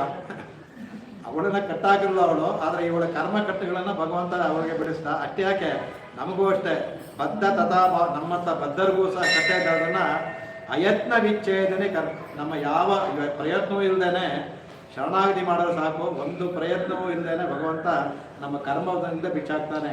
ಯಾರು ಈ ದಾಮೋದರ ತತ್ವವನ್ನು ತಿಳ್ಕೊಳ್ತಾರೋ ಅವರನ್ನು ಭಗವಂತ ತನ್ನ ಇದರಿಂದ ಬಿಚ್ಚಾಕ್ತಾನೆ ಅಂತ ಹೇಳ್ತಾರೆ. ಅದಕ್ಕೆ ಆ ತೂಯೋಮಾಯಿ ಬಂದ ಅನ್ನೋದಕ್ಕೆ ಹೇಳ್ತಾರೆ. ಅದಕ್ಕೆ ಇಲ್ಲಿ ತೂಯ್ಮೆ ಎನ್ನೋದು ಅನನ್ಯ ಪ್ರಯೋಜನತ್ವ ಅಂತ ಅದಕ್ಕೆ ಹೇಳ್ತಾ ಒಂದು ವ್ಯಾಖ್ಯಾನ ಹೇಳ್ತಾರೆ.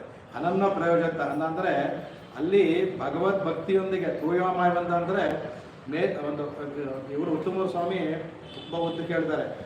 ಯಾರು ಅಂದರೆ ಅವರು ಸಂಸ್ಕೃತವಾಗಿ ತುಂಬ ಚೆನ್ನಾಗಿದ್ದಾರೆ, ತಮಿಳು ವ್ಯಾಖ್ಯಾನದಲ್ಲಿ ಬೆಳಗ್ಗೆ ಎದ್ದು ಸ್ನಾನಾದಿಗಳು ಅಂದರೆ ಬ್ರಾಹ್ಮಿ ಮುಹೂರ್ತದಲ್ಲಿ ಸ್ನಾನಾದಿಗಳನ್ನು ಮಾಡಿ ಆಟಿಕೆಗಳನ್ನು ಮಾಡಿ ಅವರ ಆ ದೇವರ ಆರಾಧನೆ ವೈಶ್ವದೇವಗಳನ್ನೆಲ್ಲ ಮಾಡಿ ಯಾರು ಇರ್ತಾರೋ ಎಷ್ಟು ಭಕ್ತಿ ಇರ್ತಾರೋ ಹಾಗೆ ತೂಯಮಾಯಿ ಒಂದು ಮಾಡ್ತಾರೆ. ಆದರೆ ಎರಡು ಅರ್ಥ ಮಾಡೋದು. ಆ ತೂಯ್ಮೆ ಅನ್ನೋದಕ್ಕೆ ಒಂದು ಬಾಹ್ಯದ ಇದು ಬೇಕು, ನಮಗೆ ಬಾಹ್ಯದಲ್ಲಿರುವ ಶುದ್ಧಿಯೂ ಬೇಕು, ಅದಕ್ಕಿಂತ ಹೆಚ್ಚಾಗಿ ಅಂತರಂಗ ಶುದ್ಧಿ ಬೇಕು ಅನ್ನೋದಕ್ಕೆ ತೋರಿಸ್ಕೊಡ್ತಾರೆ ಇದಕ್ಕೆ. ಅಂದರೆ ಇಲ್ಲಿ ಭಗವಂತನೆಲ್ಲ ಭಕ್ತಿನೇ, ಅವನಲ್ಲಿ ಮನಸ್ಸಲ್ಲಿ ಇರುವ ಭಕ್ತಿ ಇರ್ತಲ್ಲ, ಆ ಭಕ್ತಿನೇ ಸಹ ನಮಗೆ ವಿಶುದ್ಧವಾಗಿರಬೇಕು. ಮಾನಸಿಕ ಪರಿಶುದ್ಧಿಯೇ ಶುದ್ಧಿ ಅನ್ನೋದಕ್ಕೆ ಅದಕ್ಕೆ ಹೇಳ್ತಾರೆ. ಅದಕ್ಕೆ ಶೇಷತ್ವ ಭಾವ ಇದ್ದವ್ರಿಗೆ ಏನ್ಬಿಟ್ಟು ಅಂತ ಅದಕ್ಕೆ ಹೇಳ್ತಾರೆ. ಅದಕ್ಕೆ ಕ್ಷೇತ್ರಜ್ಞ ಶೇಶ್ವರ ಜ್ಞಾನಾದಿ ವಿಶುದ್ಧಿ ಪರಮಾಮತ ಅಂತ ಹೇಳ್ತಾರೆ. ಅಂದರೆ ಆ ಕ್ಷೇತ್ರಜ್ಞ ಈಶ್ವರ ಭಾವ ತಿಳಿದ್ಬಿಟ್ಟ ಅಂದರೆ ಅವನು ವಿಶುದ್ಧನಾಗ್ಬಿಡ್ತಾನೆ, ಮನಸ್ಸಿನಲ್ಲೇ ನಮಗೆ ಬಂದ ವಿಶುದ್ಧನಾಗ್ಬಿಡ್ತಾನೆ ಅಂತ. ಅದಕ್ಕೆ ಉದಾಹರಣೆ ಕೊಡ್ತಾರೆ. ವಿಭೀಷಣ ಶರಣಾಗತಿ ಮಾಡ್ಬೇಕಾದ್ರೆ ರಾವಣ ಅವಮಾನ ಮಾಡಿದ ತಕ್ಷಣ ಎದ್ದು ಬಂದ್ಬಿಟ್ಟ. ಅವನು ಶರಣಾಗತಿ ಮಾಡುವಾಗ ಸಮುದ್ರದಲ್ಲಿ ಸ್ನಾನ ಮಾಡಿ ಬರಲಿಲ್ಲ, ಅವನು ನೇರವಾಗಿ ಬಂದು ಶರಣಾಗತಿ ಮಾಡ್ದ, ಭಗವಂತ ಕೊಟ್ಟ. ಅದೇ ಥರ ಇವಳು ದ್ರೌಪದಿ ಮಾಡಬೇಕಾದ್ರೆ ಅವಳು ಬಹಿಷ್ಠಿಯಾಗಿದ್ದು ಸ್ನಾನ ಮಾಡುವ ಹಾಗೆ ಇಲ್ಲ. ಆ ಆಪತ್ಕಾಲದಲ್ಲಿ ಗೋವಿಂದ ಅಂದು ಕಾಪಾಡದ, ಭಗವಂತ ಕಾಪಾಡ್ದ. ಅದು ಅಂದರೆ ಮನಸಾರೆ ಅವ್ರು ಶುದ್ಧವಾಗಿದ್ದರು, ಬಾಹ್ಯ ಶುದ್ಧಿ ಇಲ್ಲ, ಮನಸಾರ ಶುದ್ಧ ಇದ್ದು.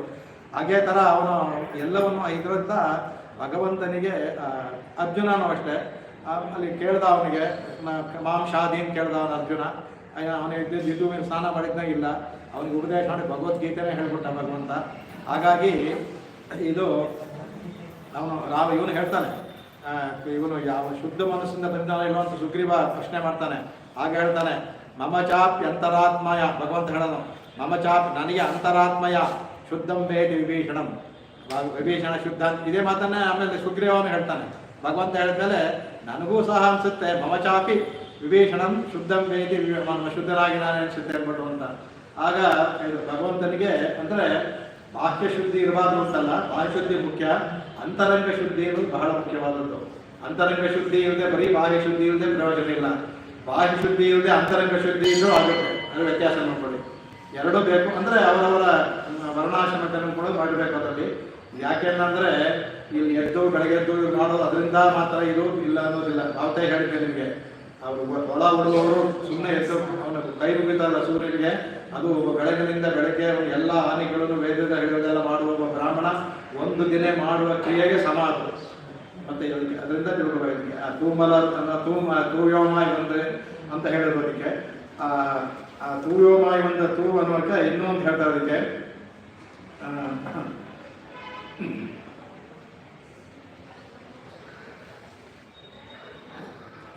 ನೀವು ಬೇಡ ಅದೆಲ್ಲ ಜಂಪ್ ಮಾಡೋದು. ಅದಂದ್ರೆ ಇದು ಹೇಳ್ತಾರೆ ಭಗವಂತ, ಇವನು ಹೇಳ್ತಾನಂತೆ ಕೃಷ್ಣನಿಗೆ ಮನಸ್ಸಲ್ಲಿ ಒಂದು ಕೊರೆ ಇತ್ತಂತೆ ಅವನಿಗೆ. ಎಲ್ಲರಿಗೂ ಎಲ್ಲೋ ವೈಕುಂಠದಲ್ಲಿ ಇದ್ದಿದ್ದು ಗಜೇಂದ್ರ ಕುಡಿದ ಅಲ್ಲಿಂದ ಇಲ್ಲಿಗೆ ನನಗೆ ಬರೋಕ್ಕಾಯ್ತು. ಆದರೆ ನಾನೆಲ್ಲ ಮದುವೆಯಲ್ಲಿನೇ ಇವಳು ಇಲ್ಲಿದ್ದ ಅಲ್ಲಿ ಕೂದಂತ ದ್ರೌಪದಿ ಕರೆದಾಗ ನಾನು ಬರೋಕ್ಕಾಗಲಿಲ್ಲ. ಯಾಕೆ ಬರೋಕ್ಕಾಗಲಿಲ್ಲ ಅಂದರೆ ಬರೋ ಅಷ್ಟರಲ್ಲಿ ಇವಳನ್ನ ವಿವಸ್ತ್ರ ಮಾಡ್ಬಿಟ್ಟ ಅಂದರೆ ಎಂತ ಇಲ್ಲ ಭೀಷ್ಮರು. ಅದಕ್ಕೆ ಅವ್ರಿಗೆ ಭೀಷ್ಮರು ಮೇಲೆ ದೊಡ್ಡ ಒಂದು ಇದು, ಅದಕ್ಕೋಸ್ಕರ ಅವರಿಗೆ ಭೀಷ್ಮರು ತಡಿಬೋದಾಗಿದೆ. ಅವನು ಧೃತರಾಷ್ಟ್ರನಿಗೆ ಹೇಳ್ತಾರೆ, ಧೃತರಾಷ್ಟ್ರ ಅವನು ಯಾವ ಥರ ಅಂದರೆ ಮಗನ ಮೇಲೆ ಒಳ್ಳೆಯವನು, ಅವನು ಅಂಧಾಭಿಮಾನ ಮಗನ ಮೇಲೆ. ಹಾಗಾಗಿ ಅವನು ಇದನ್ನ ಅವನು ಮನಸ್ಸಲ್ಲಿ ರಸಿಸ್ತಾ ಇದ್ದಾನೆ, ಆಗಲಿ ಅಂತ ಲೆಟ್ ದಿಸ್ ಆಯ್ತಾರೆ, ಆಗಲಿ ಮಾಡಲಿ ಆ ಥರ ಅವನಿಗೊಂಥರ ಕೆಟ್ಟ ಬುದ್ಧಿನೇ ಇತ್ತು ಅದಕ್ಕೆ. ಆದರೆ ಭೀಷ್ಮರು ತಡೀಲಿಲ್ಲ ಅದು. ಆಗ ಅವನಿಗೆ ಯಾಕೆ ಭೀಷ್ಮರಿಗೆ ಎಲ್ಲ ಶಿಕ್ಷೆ ಆಯಿತು ಅನ್ನೋದಕ್ಕೆ ಈ ಥರದ ಇದಕ್ಕೆಲ್ಲ ಶರತರಲ್ಲಿ ಎಂತಹ ಭಕ್ತಿವಂತರು, ಅವರಂತಹ ಜ್ಞಾನವಂತರು ಭಕ್ತಿವಂತರು ಇಲ್ಲವೇ ಇಲ್ಲ. ಆದರೂ ಕೆಲವು ಮಾಡಿದ್ರಿಂದ ನೋಡಿ ಶರತೈಲಿ 1 ತಿಂಗಳು ಮಲಗಬೇಕಾಯ್ತು ಅವರ ಹತ್ರ. ಹಾಗೆ ಆಗ ಭಗವಂತನಿಗೆ ನೋಡಿ ಅವನಿಗೆ ಇತ್ತಂತೆ. ಅದಕ್ಕೆ ಅವನು ಹೇಳ್ತಂತೆ, ಗೋವಿಂದೇತಿ ಯದಕ್ರಂದ ಕೃಷ್ಣಮಾಂ ದೂರವಾಸಿನಂ, ಅದಕ್ಕೆ ಋಣಂ ಪ್ರವೃದ್ಧಮೇ ಹೃದಯನ್ ನಾಪಸತ್ಪತಿ ಅಂತ. ನನಗೆ ಅವಳು ಕರೆದಾಗ ನಾನು ಬರಕ್ಕಾಗಿಲ್ವಲ್ಲ, ಇದು ಭಗವಂತ ಎಲ್ಲ ಒಂದು ಚೇತನರನ್ನು ಇಲ್ಲಿ ದ್ರೌಪದಿಯನ್ನು ಹೇಳಿದ್ದಾರೆ. ನಮ್ಮ ವಿಷಯದಲ್ಲಿ ಭಗವಂತ ಐತಾನೆ ಅಂತ ಹೇಳ್ತಾರೆ. ಗೋವಿಂದ ಇದು ನನ್ನನ್ನು ಗೋವಿಂದ ಅಂತ ಆಕ್ರಂದನ ಮಾಡಿದ್ಲು. ಆವಾಗ ಮಾಂ ದೂರವಾಸಿನ, ಬಹಳ ದೂರದಲ್ಲಿದ್ದೆ, ನಾನು ಬರುವಷ್ಟರಲ್ಲಿ ಅನಾಹುತ ಆಗುವ ಸಾಧ್ಯತೆ ಇತ್ತು. ಅದನ್ನು ಋಣಂ ಇವತ್ತಿಗೂ ನನಗೆ ದ್ರೌಪದಿಯಲ್ಲಿ ಆ ಋಣ ಇವತ್ತು ಇದೆ. ಪ್ರಬುದ್ಧ ಹಿಮಮೆ ಹೃದಯ ಆಗಾಗ ಹೃದಯ ನಾವು ಚುಚ್ಚುತ್ತೆ ಅಂತಲ್ಲ ಹೃದಯ ಶುಭದತ್ತ ಆಗಾಗ ನನ್ನ ಹೃದಯ ಚುಚ್ತಾ ಇದೆ ಅಂದ್ಬಿಟ್ಟು ಭಗವಂತ ಹೇಳ್ಕೊಳ್ಳೋದು. ದ್ರೌಪದಿಯನ್ನು ನೋಡಿದಾಗೆಲ್ಲ ನನ್ನ ಹೃದಯದಲ್ಲಿ ಚುಚ್ತಾ ಇದೆ ಅಂದ್ಬಿಟ್ಟು ಅಂತ ಈ ಮಾತನ್ನ ಕಡೆಗೂ ಹೇಳ್ತಾನೆ. ಅದಕ್ಕೆ ಅವನು ಇದನ್ನ ಮಾಡ್ಕೊಳಕ್ ಹೋಗ್ತಾರಲ್ಲ, ಸಂಧಿ ಮಾಡ್ಕೊಳಕ್ ಹೋಗಿ ಎಲ್ಲಾರುವಾಗ ಹೇಳ್ತಾರೆ, ಸಂಧಿ ಮಾಡ್ಕೊಂಡು ಧರ್ಮರಾಯ ಹೇಳ್ತಾನೆ ಭೀಮ್ ಎಲ್ಲರಿಗಿಂತ ಆಶ್ಚರ್ಯ ಅಂದ್ರೆ ಭೀಮ. ಮೊದಲು ಒಪ್ಪೋದಿಲ್ಲ, ಕಡೆಗೆ ಅರ್ಜುನ ನೋಡಿ ಸರಿ ಆಯ್ತು ಅಂತ ಒಪ್ಕೊಂತಾನೆ. ಕಡೆಗೆ ಯಾವಾಗ ಭೀಮ ಒಪ್ಕೊಂತಾನೋ ದ್ರೌಪದಿಗೆ ಗಂಡಾಮಂಡಲವಾಗ್ಬಿಡುತ್ತೆ. ಕಡೆ ಯಾರನ್ನ ಕಳಿಸೋದು, ನಾವೆಲ್ಲ ಹೋದ್ರೆ ಕೇಳಲ್ಲ, ಕೃಷ್ಣನ ಕಳಿಸೋಣ ಅಂದ್ಬಿಟ್ಟು ಸಂಧಾನಕ್ಕೆ ಇದು ಮಾಡ್ತಾರೆ. ಕೃಷ್ಣನೂ ಆಗ್ಲಿ ಅಂತಾನೆ. ಹೋಗ್ಬೇಕಾದ್ರೆ ಬಾಗ್ಲ ಹತ್ರ ಬರ್ತಾಳೆ. ಆಗ ಅವ್ರು ಹೇಳ್ತಾರೆ, ಭಗವಂತ ನೀನು ತಿಳಿದು ನೀನು ಈಗ ಇರುವಾಗ ಅವ್ರು ಹೇಳ್ತಾನೆ. ಆಗ ಇದನ್ನ ಹೇಳ್ತಾನೆ, ಅವಾಗ ನಿನ್ನಲ್ಲಿ ಋಣ ನನಗಿದೆ, ಅವಳ ಹೃದಯಲ್ಲಿದೆ. ಭಗವಂತ ಹೇಳೋ ಮಾತದಿಗೆ ಈಗ ನಾನು ಹೋಗ್ತಾ ಇರೋದು ಜಾತಿಗೆ ಅನ್ಕೊಂಡಿದ್ದೆ. ಯಾಕೆಂದ್ರೆ ಅವಳು ಶಬ್ದ ಮಾಡ್ತಾಳಲ್ಲ, ದುಶ್ಯಾಸನ ರಕ್ತದಿಂದ ನಾನು ತಲೆಗಟ್ಟಿ ತಲೆ ಬಿಟ್ಕೊಂಡಿದ್ದಾಳೆ. ನಿನ್ನ ಶಪಥವನ್ನ ನೆರವೇರಿಸೋದಕ್ಕೆ ನಾವು ಕೆಲವು ಎಂತೆಂಥ ಮಾತುಗಳು ಅಳುಬಿಡುತ್ತೆ ನಮಗೆ. ನಿನ್ನ ಶಪಥ ಆಗ ಹೇಳುವಂಥ ಮಾತುಗಳು ನಿನಗೆ ಆಗ ನಾವು ಬರೋಕ್ಕಾಗಲಿಲ್ಲ ನೋಡಿ. ಭಗವಂತ ಇದು ಎಲ್ಲ ಜೀವಿಗಳು ಆ ಥರ. ಯಾಕೆ ನಾವು ಭಗವಂತ ಮಾಡೋದು ಅಂದರೆ ಇದೇ ಭಾವನೆ ನಮ್ಮಲ್ಲೂ ಇಟ್ಕೊಳ್ತಾನೆ ಅವನು. ನಾವು ಒಂದ್ಸಲ ಕರೆದ ಅಂದರೆ ಅಯ್ಯೋ ಸಹಾಯ ಮಾಡಲಿಲ್ಲ ಅಂತ ಹೃದಯನ್ ಆಫೀಸರ್ಪತಿ ಇನ್ನೂ ನಂಗೆ ಚಿಡ್ತಾ ಇದೆ, ನಿನ್ನ ಶಪಥವನ್ನು ಬಿಡ್ತೀನ, ನಾನು ಹೋಗ್ತಾ ಇದ್ದರೆ ಯುದ್ಧವನ್ನ ಸ್ಥಿರ ಮಾಡೋಕೆ ಹೋಗ್ತಿರೋದು, ಸಂಧಿ ಹೋಗ್ತಾ ಇಲ್ಲ, ಯುದ್ಧವನ್ನು ಸ್ಥಿರ ಮಾಡೋದಕ್ಕೆ ಹೋಗ್ತಾ ಇರೋದು, ಯೋಚನೆ ಮಾಡಬೇಡ ಅಂತ ಭಗವಂತ ಹೇಳಿ ಕಳಿಸ್ತಾನೆ. ಹಾಗೆ ಆ ಸಮಯದಲ್ಲಿ ಯಾವಾಗಲೂ ಹೊಡೆದು ಜ್ಞಾಪಿಸ್ಕೊಂಡು ಹೇಳ್ತಾನೆ, ನಿನಗೆ ಆಗ ನಾನು ಬರೋಕ್ಕಾಗಲಿಲ್ಲ, ಇನ್ನೂ ನಂಗೆ ಚಿಡ್ತಾ ಇದೆ ಎದೆನಲ್ಲಿ, ಈಗ ನಿನ್ನನ್ನು ಮಾತನ್ನ ತಪ್ಪಿಸ್ತೀನಿ ನಾನು, ನಿನ್ನ ಮಾತು ಉಳಿಸೋಕ್ಕೆ ಹೋಗ್ತಾ ಇರೋದು, ಯೋಚನೆ ಮಾಡಬೇಡ ಅಂತ. ಅಲ್ಲಿ ಹೋಗ್ತಾನೆ ಬಾಕಿದೆಲ್ಲ ಕತೆ ಗೊತ್ತಲ್ಲ, ಇದು ಆಗಿದೆ ಅಂತ. ತೂಗಲ ತೂಗಿ ತೊಳೆದಂದ್ರೆ ಒಂದು ಎರಡನೇ ಇದು ಒಂದು ಭಗವಂತನನ್ನ ಬೇರೆ ಮಾಡಿ ಹೇಳ್ಬಿಟ್ಟು, ಈಗ ನಾವು ಎರಡನೇ ಇದರಲ್ಲಿ ಭಗವಂತನ ಅರ್ಚನೆ ಮಾಡಬೇಕು ಅಂತ ಭೂದೇವಿ ಹೇಳಿದ್ನಲ್ಲ, ಅರ್ಚನೆ ಮಾಡೋದಕ್ಕೆ ಅದರಲ್ಲಿ ಕೈಯಿಂದ ಅರ್ಚನೆ ಮಾಡಬೇಕು. ತೂಗಿ ತೊಳೆದಿಂದ ಅಂದರೆ ಚೆನ್ನಾಗಿ ಅಂತ ನಾವು ಈಗ ನೋಡಿ ಅರ್ಚನೆ ಮಾಡಿ ಎಸಿತ ನೋಡಿ ಭಾಳ ಅಪ್ರಾಚ ಅಚಾರ ಅದನ್ನ ಯಾರಾದ್ರು ಮಾಡ್ತೇನೆ, ನಾನು ಭಾಳ ಆ ಕಡೆ ತಿಳ್ಕೊಂಡ್ಬಿಡ್ತೀನಿ ದೇವಸ್ಥಾನಗಳಲ್ಲಿ. ಅಂದರೆ ಅವ್ರಿಗೆ ಹಿಂಗೆ ಎಸೆಯೋದು ಎಂಥ ಅಪಚಾರ ಅದು. ತೂವಿತ್ತು ಇದು ಅಂಡಾಳು ಯಾರು ತಿರುಪಾಯಿ ಓದಿಲ್ಲ ಅವರು, ಈ ಪುರೋಹಿತರಿಗೆ ಪಟ್ಟಣಗೆಲ್ಲ ತಿರುಪಾಯಿ ಹೇಳಬೇಕು. ತೂವಿ ತೊಳೆದಿಂದ ಅಂದರೆ ಭಕ್ತಿಯಿಂದ ಸಮರ್ಪಣೆ ಮಾಡಬೇಕು ಅಂತ. ತೂವಿ ಹೀಗೆ ಕೊಡಲೇಬಾರ್ದು, ಈಗ ಹಾಕಿದ್ರೆ ಎಸೆಯೋದು.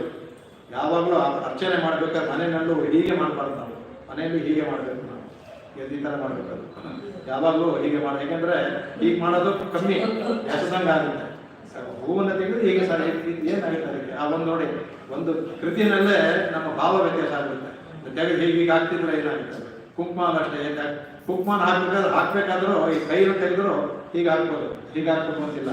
ಅದು ತುಂಬ ಜನಕ್ಕೆ ಗೊತ್ತಿಲ್ಲ. ಇದು ನಾನು ಕೆಲವು ತುಂಬ ಬೇಕಾದ್ರೆ ಅರ್ಚಕರನ್ನ ಹೇಳ್ತೀನಿ, ಈ ಥರ ಮಾಡಬೇಡಿ ಅಂತ ಹೇಳ್ತೀನಿ. ಅದಕ್ಕೆ ಆ ಕಾಂಡಾಲ ಹೇಳ್ಕೊಡ್ತಾರೆ, ತೂಮಲ್ಲದೆ ತೂವಿ ತೊಳೆದೆ ಭಕ್ತಿಯಿಂದ. ತೊಳೆಯೋದು ಅಂದರೆ ನಮಸ್ಕಾರ ಭಾವದಿಂದ, ತೊಳೆಯೋದು ಅಂದರೆ ತೊಳೆಯೋದ್ರಿಂದ ನಮಸ್ಕಾರ. ಪೃಥ್ವಿ ಭಾವ, ನಮಸ್ಕಾರ ಅಂದರೆ ಪೃಥ್ವಿ ಭಾವ. ಪೃಥ್ವಿ ಭಾವದಿಂದ ಅಂದರೆ ಭಕ್ತಿಯಿಂದ ಸಮರ್ಪಣೆ. ಭಕ್ತಿಯಿಂದ ಸಮರ್ಪಣೆ ಯಾವ ಥರ ಮಾಡಬೇಕು, ಹೀಗೆ ಮಾಡಿದ್ರೆ ಭಕ್ತಿ ಆಗುತ್ತಾ, ನಿಧಾನ ಮಾಡಬೇಕು ಭಗವಂತನಿಗೆ. ಹಂಗ ತೂವಿ ತೊಳೆದು ಅಂತ ಅದು ಇದರಲ್ಲಿ ಕಾಯಿಕ ವಾಚಿಕ ಎರಡೂ ಬರ್ತದೆ, ದೈಹಿಕ ಬರ್ತದೆ. ಕಾಯಿಕ ಅದು ಹಾಡೋದು ಇದಾಯ್ತು, ಕಾಯಿಕ ಆಯ್ತು ಅದಕ್ಕೆ, ಅವ್ರಿಗೆ ವಾಚು ಆಯ್ತು ಅದಕ್ಕೆ. ಕಾಯಿಕ ಭಗವಂತನಿಗೆ ಹೂವೆಲ್ಲ ತಂದು ಮಾಡೋದು, ಅರ್ಚನೆ ಮಾಡೋದು ಆಯ್ತು. ಆಮೇಲೆ ಮನಸ್ಸಿನ ಸಿದ್ಧಿಕೆ ಆಮೇಲೆ ಬರ್ತಾ ಇದರಲ್ಲಿ. ಅದರಲ್ಲಿ ಹೇಳ್ತಾರೆ ಎಂಥ ಭಗವಂತನಿಗೆ ಇಷ್ಟವಾದ ಪುಷ್ಪ ಅಂತ ಇದು ನವವಿಧ ಪುಷ್ಪಗಳನ್ನು ಹೇಳ್ತಾರೆ. ಅದಕ್ಕೆ ಅಹಿಂಸಾ ಪ್ರಥಮ ಪುಷ್ಪಂ ಪುಷ್ಪಂ ಇಂದ್ರಿಯ ನಿಗ್ರಹಂ ಸರ್ವಭೂತದಯಾ ಪುಷ್ಪಂ ಕ್ಷಮಾ ಪುಷ್ಪಂ ವಿಶೇಷತಃ ಶಾಂತಿ ಪುಷ್ಪಂ ತಪಃ ಪುಷ್ಪಂ ಧ್ಯಾನ ಪುಷ್ಪಂ ತಥೈವ ಚ ಸತ್ಯಂ ಚಾಷ್ಣವಿದಂ ಪುಷ್ಪಂ ವಿಷ್ಣು ಪ್ರೀತಿಕರಂ ಮಹತ್ ಅಂತ. ಭಗವಂತನಿಗೆ ನಾವು ಈ ಹೂವು ಕೊಡೋದ್ರಿಂದ ಎಷ್ಟು ಯಾವುದು ಪ್ರೀತಿಯಿಂದ ಅಂದರೆ ಅಹಿಂಸೆ ಅನ್ನೋದು ಅದೊಂದು ಪುಷ್ಪ, ಅಹಿಂಸೆ ಅನ್ನೋ ಪುಷ್ಪ ಇದು ನಮ್ಮಲ್ಲಿರಬೇಕು ಅಂತ. ಇಂದ್ರಿಯ ನಿಗ್ರಹ ಇನ್ನೊಂದು ಪುಷ್ಪ. ಎಲ್ಲ ಭೂತಗಳಲ್ಲೂ ದಯೆಯನ್ನು ತೋರಿಸೋದು ಅದು ಇನ್ನೊಂದು ಪುಷ್ಪ. ಎಲ್ಲರಲ್ಲೂ ಕ್ಷಮಾ ಭಾವ ಹೊಂದಿರೋದು ಇನ್ನೊಂದು ಪುಷ್ಪ ಅದು. ಆಮೇಲೆ ಶಾಂತಿಯಿಂದ ಇರೋದು ಅದೊಂದು ಪುಷ್ಪ ಅದು. ಮನಸ್ಸಲ್ಲಿ ತಪಸ್ಸು ಅಂದರೆ ಋಷಿಗಳ ತಪಸ್ಸು ಮಾಡ್ತಲ್ಲ, ತಪಸ್ಸು ಮಾಡೋದು ಧ್ಯಾನಾಸಕ್ತರಾಗಿರೋದು ಇನ್ನೊಂದು ಪುಷ್ಪ ಅದು. ಧ್ಯಾನವನ್ನು ಮಾಡೋದು ಇನ್ನೊಂದು ಪುಷ್ಪ ಅದು. ಇಲ್ಲೂ 8 ಪುಷ್ಪಗಳು ಸಹ ಅಷ್ಟವಿಧ ಭಗವಂತನ ಬಹಳ ಪ್ರೀತಿಯಾಗಿದ್ದು ಅಂತ. ನಾವು ಈ ಪುಷ್ಪಗಳನ್ನು ಮಾಡುವಾಗಲೂ ಈ ಒಂದು ಭಾವನೆಯಿಂದ ಇದು ಮಾಡೋದ ಅಂದರೆ ಭಗವಂತನ ತುಂಬಾ ಇದಾಗುತ್ತೆ. ಅದನ್ನೇ ಭಗವಂತ ಗೀತೆ ಹೇಳ್ತಾರೆ, ಫಲಂ ಪುಷ್ಪಂ ತ್ವತ್ತಂತೋಯಂ ಏನೇ ಭಕ್ತ ಪ್ರಯತ್ನಿಸಿ ಅಂತ.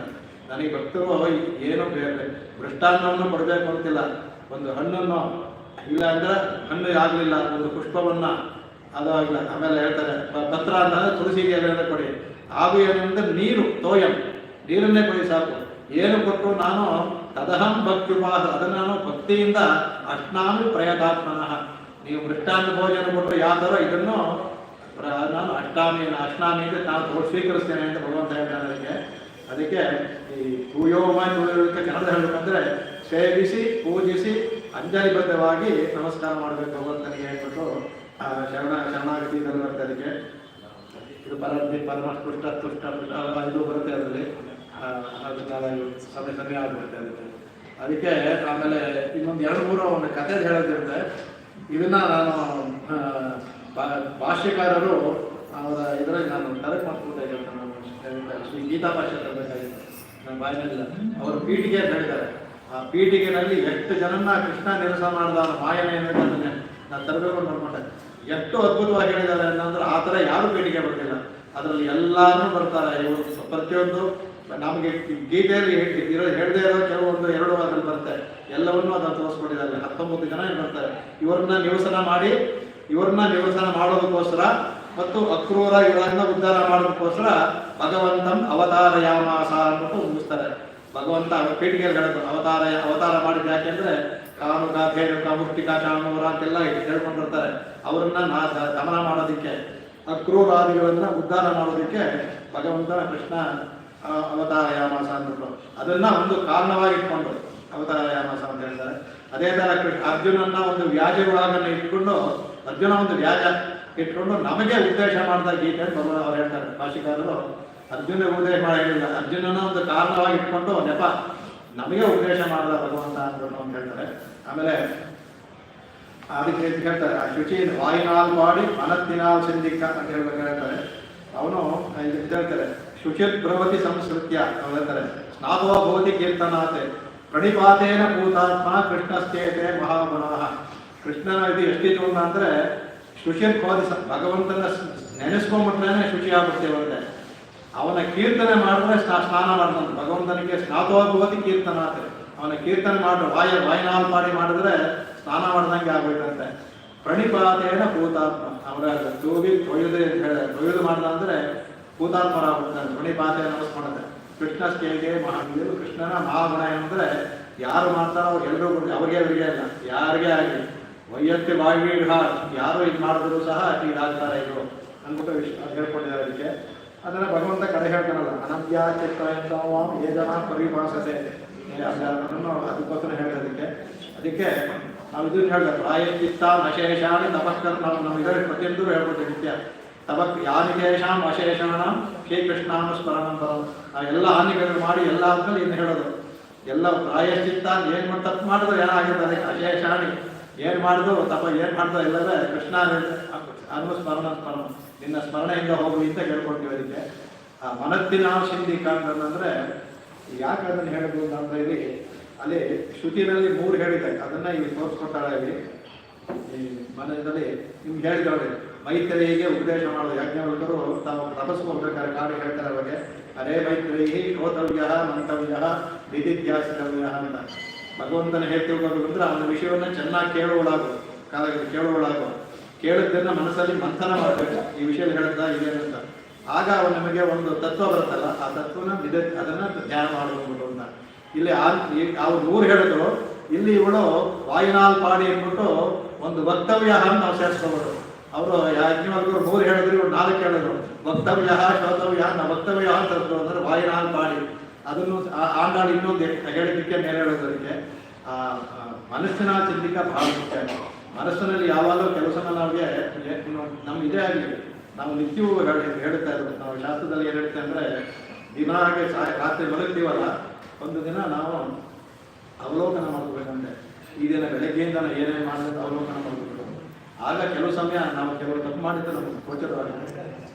ತಿಳಿದೇ ಮಾಡಿರ್ಬೋದು ನಾವು ತಪ್ಪು, ಇದನ್ನ ಮಾಡಲಾಗಿತ್ತು ಅಂತ ಅನಿಸುತ್ತೆ. ಅದಕ್ಕೆ ಅವಲೋಕನ ಮಾಡಿಕೊಂಡು ಅದಕ್ಕೆ ನಾವು ಮಾಡೋದು ಮತ್ತೆ ಇದಾಗೋದಿಲ್ಲ ಅಂದ್ಬಿಟ್ಟು ಅದಕ್ಕೆ ಯಾಕೆ ಮನಸ್ಸಿನ ಚಿಂತಿಕ ಅಂದರೆ ನಾವು ಚಿಂತನೆ ಮಾಡಿದ್ರೆ ಆಗ ಚಿಂತನೆಯಲ್ಲಿ ನಾವು ಮಾಡಿದ ತಪ್ಪುಗಳೆಲ್ಲ ಗೊತ್ತಾಗುತ್ತೆ. ಅದಕ್ಕೆ ಒಂದು ಭಗವಂತನ ಗುಣ ಹೆಚ್ಚಾಗುತ್ತೆ, ತಪ್ಪುಗಳು ಗೊತ್ತಾಗುತ್ತೆ. ಅದರಿಂದ ಮನಸ್ಸಿನ ಸಿಂಧಿಕ ಅಂದರೆ ನಾವು ಕಾಯ ವಾಕ್ಯನ ಮನಸ್ಸಿನಲ್ಲಾಗಲಿ ಒಂದು ಅಸಡ್ಡೆ ಭಾವ ಏನು ಬಂದಿದ್ರು ಸಹ ಆ ಒಂದು ಇದರಲ್ಲಿ ಗೊತ್ತಾಗುತ್ತೆ. ಏನಾದರೂ ಮಾಡಿದರೆ ಈಗ ನಮಗಂತ ನನಗಂತೂ ಲೆಕ್ಕನೇ ಇಲ್ಲ. ಈಗ ವಯಸ್ಸಾದಂತೂ ಮಾಡ್ತಿರ್ಬೇಕಾದ್ರೆ ಕೈ ತೆಗೆದು ಸಾಲ ನಾವು ಕೆಳಗಡೆ ಬಿಡುತ್ತೆ.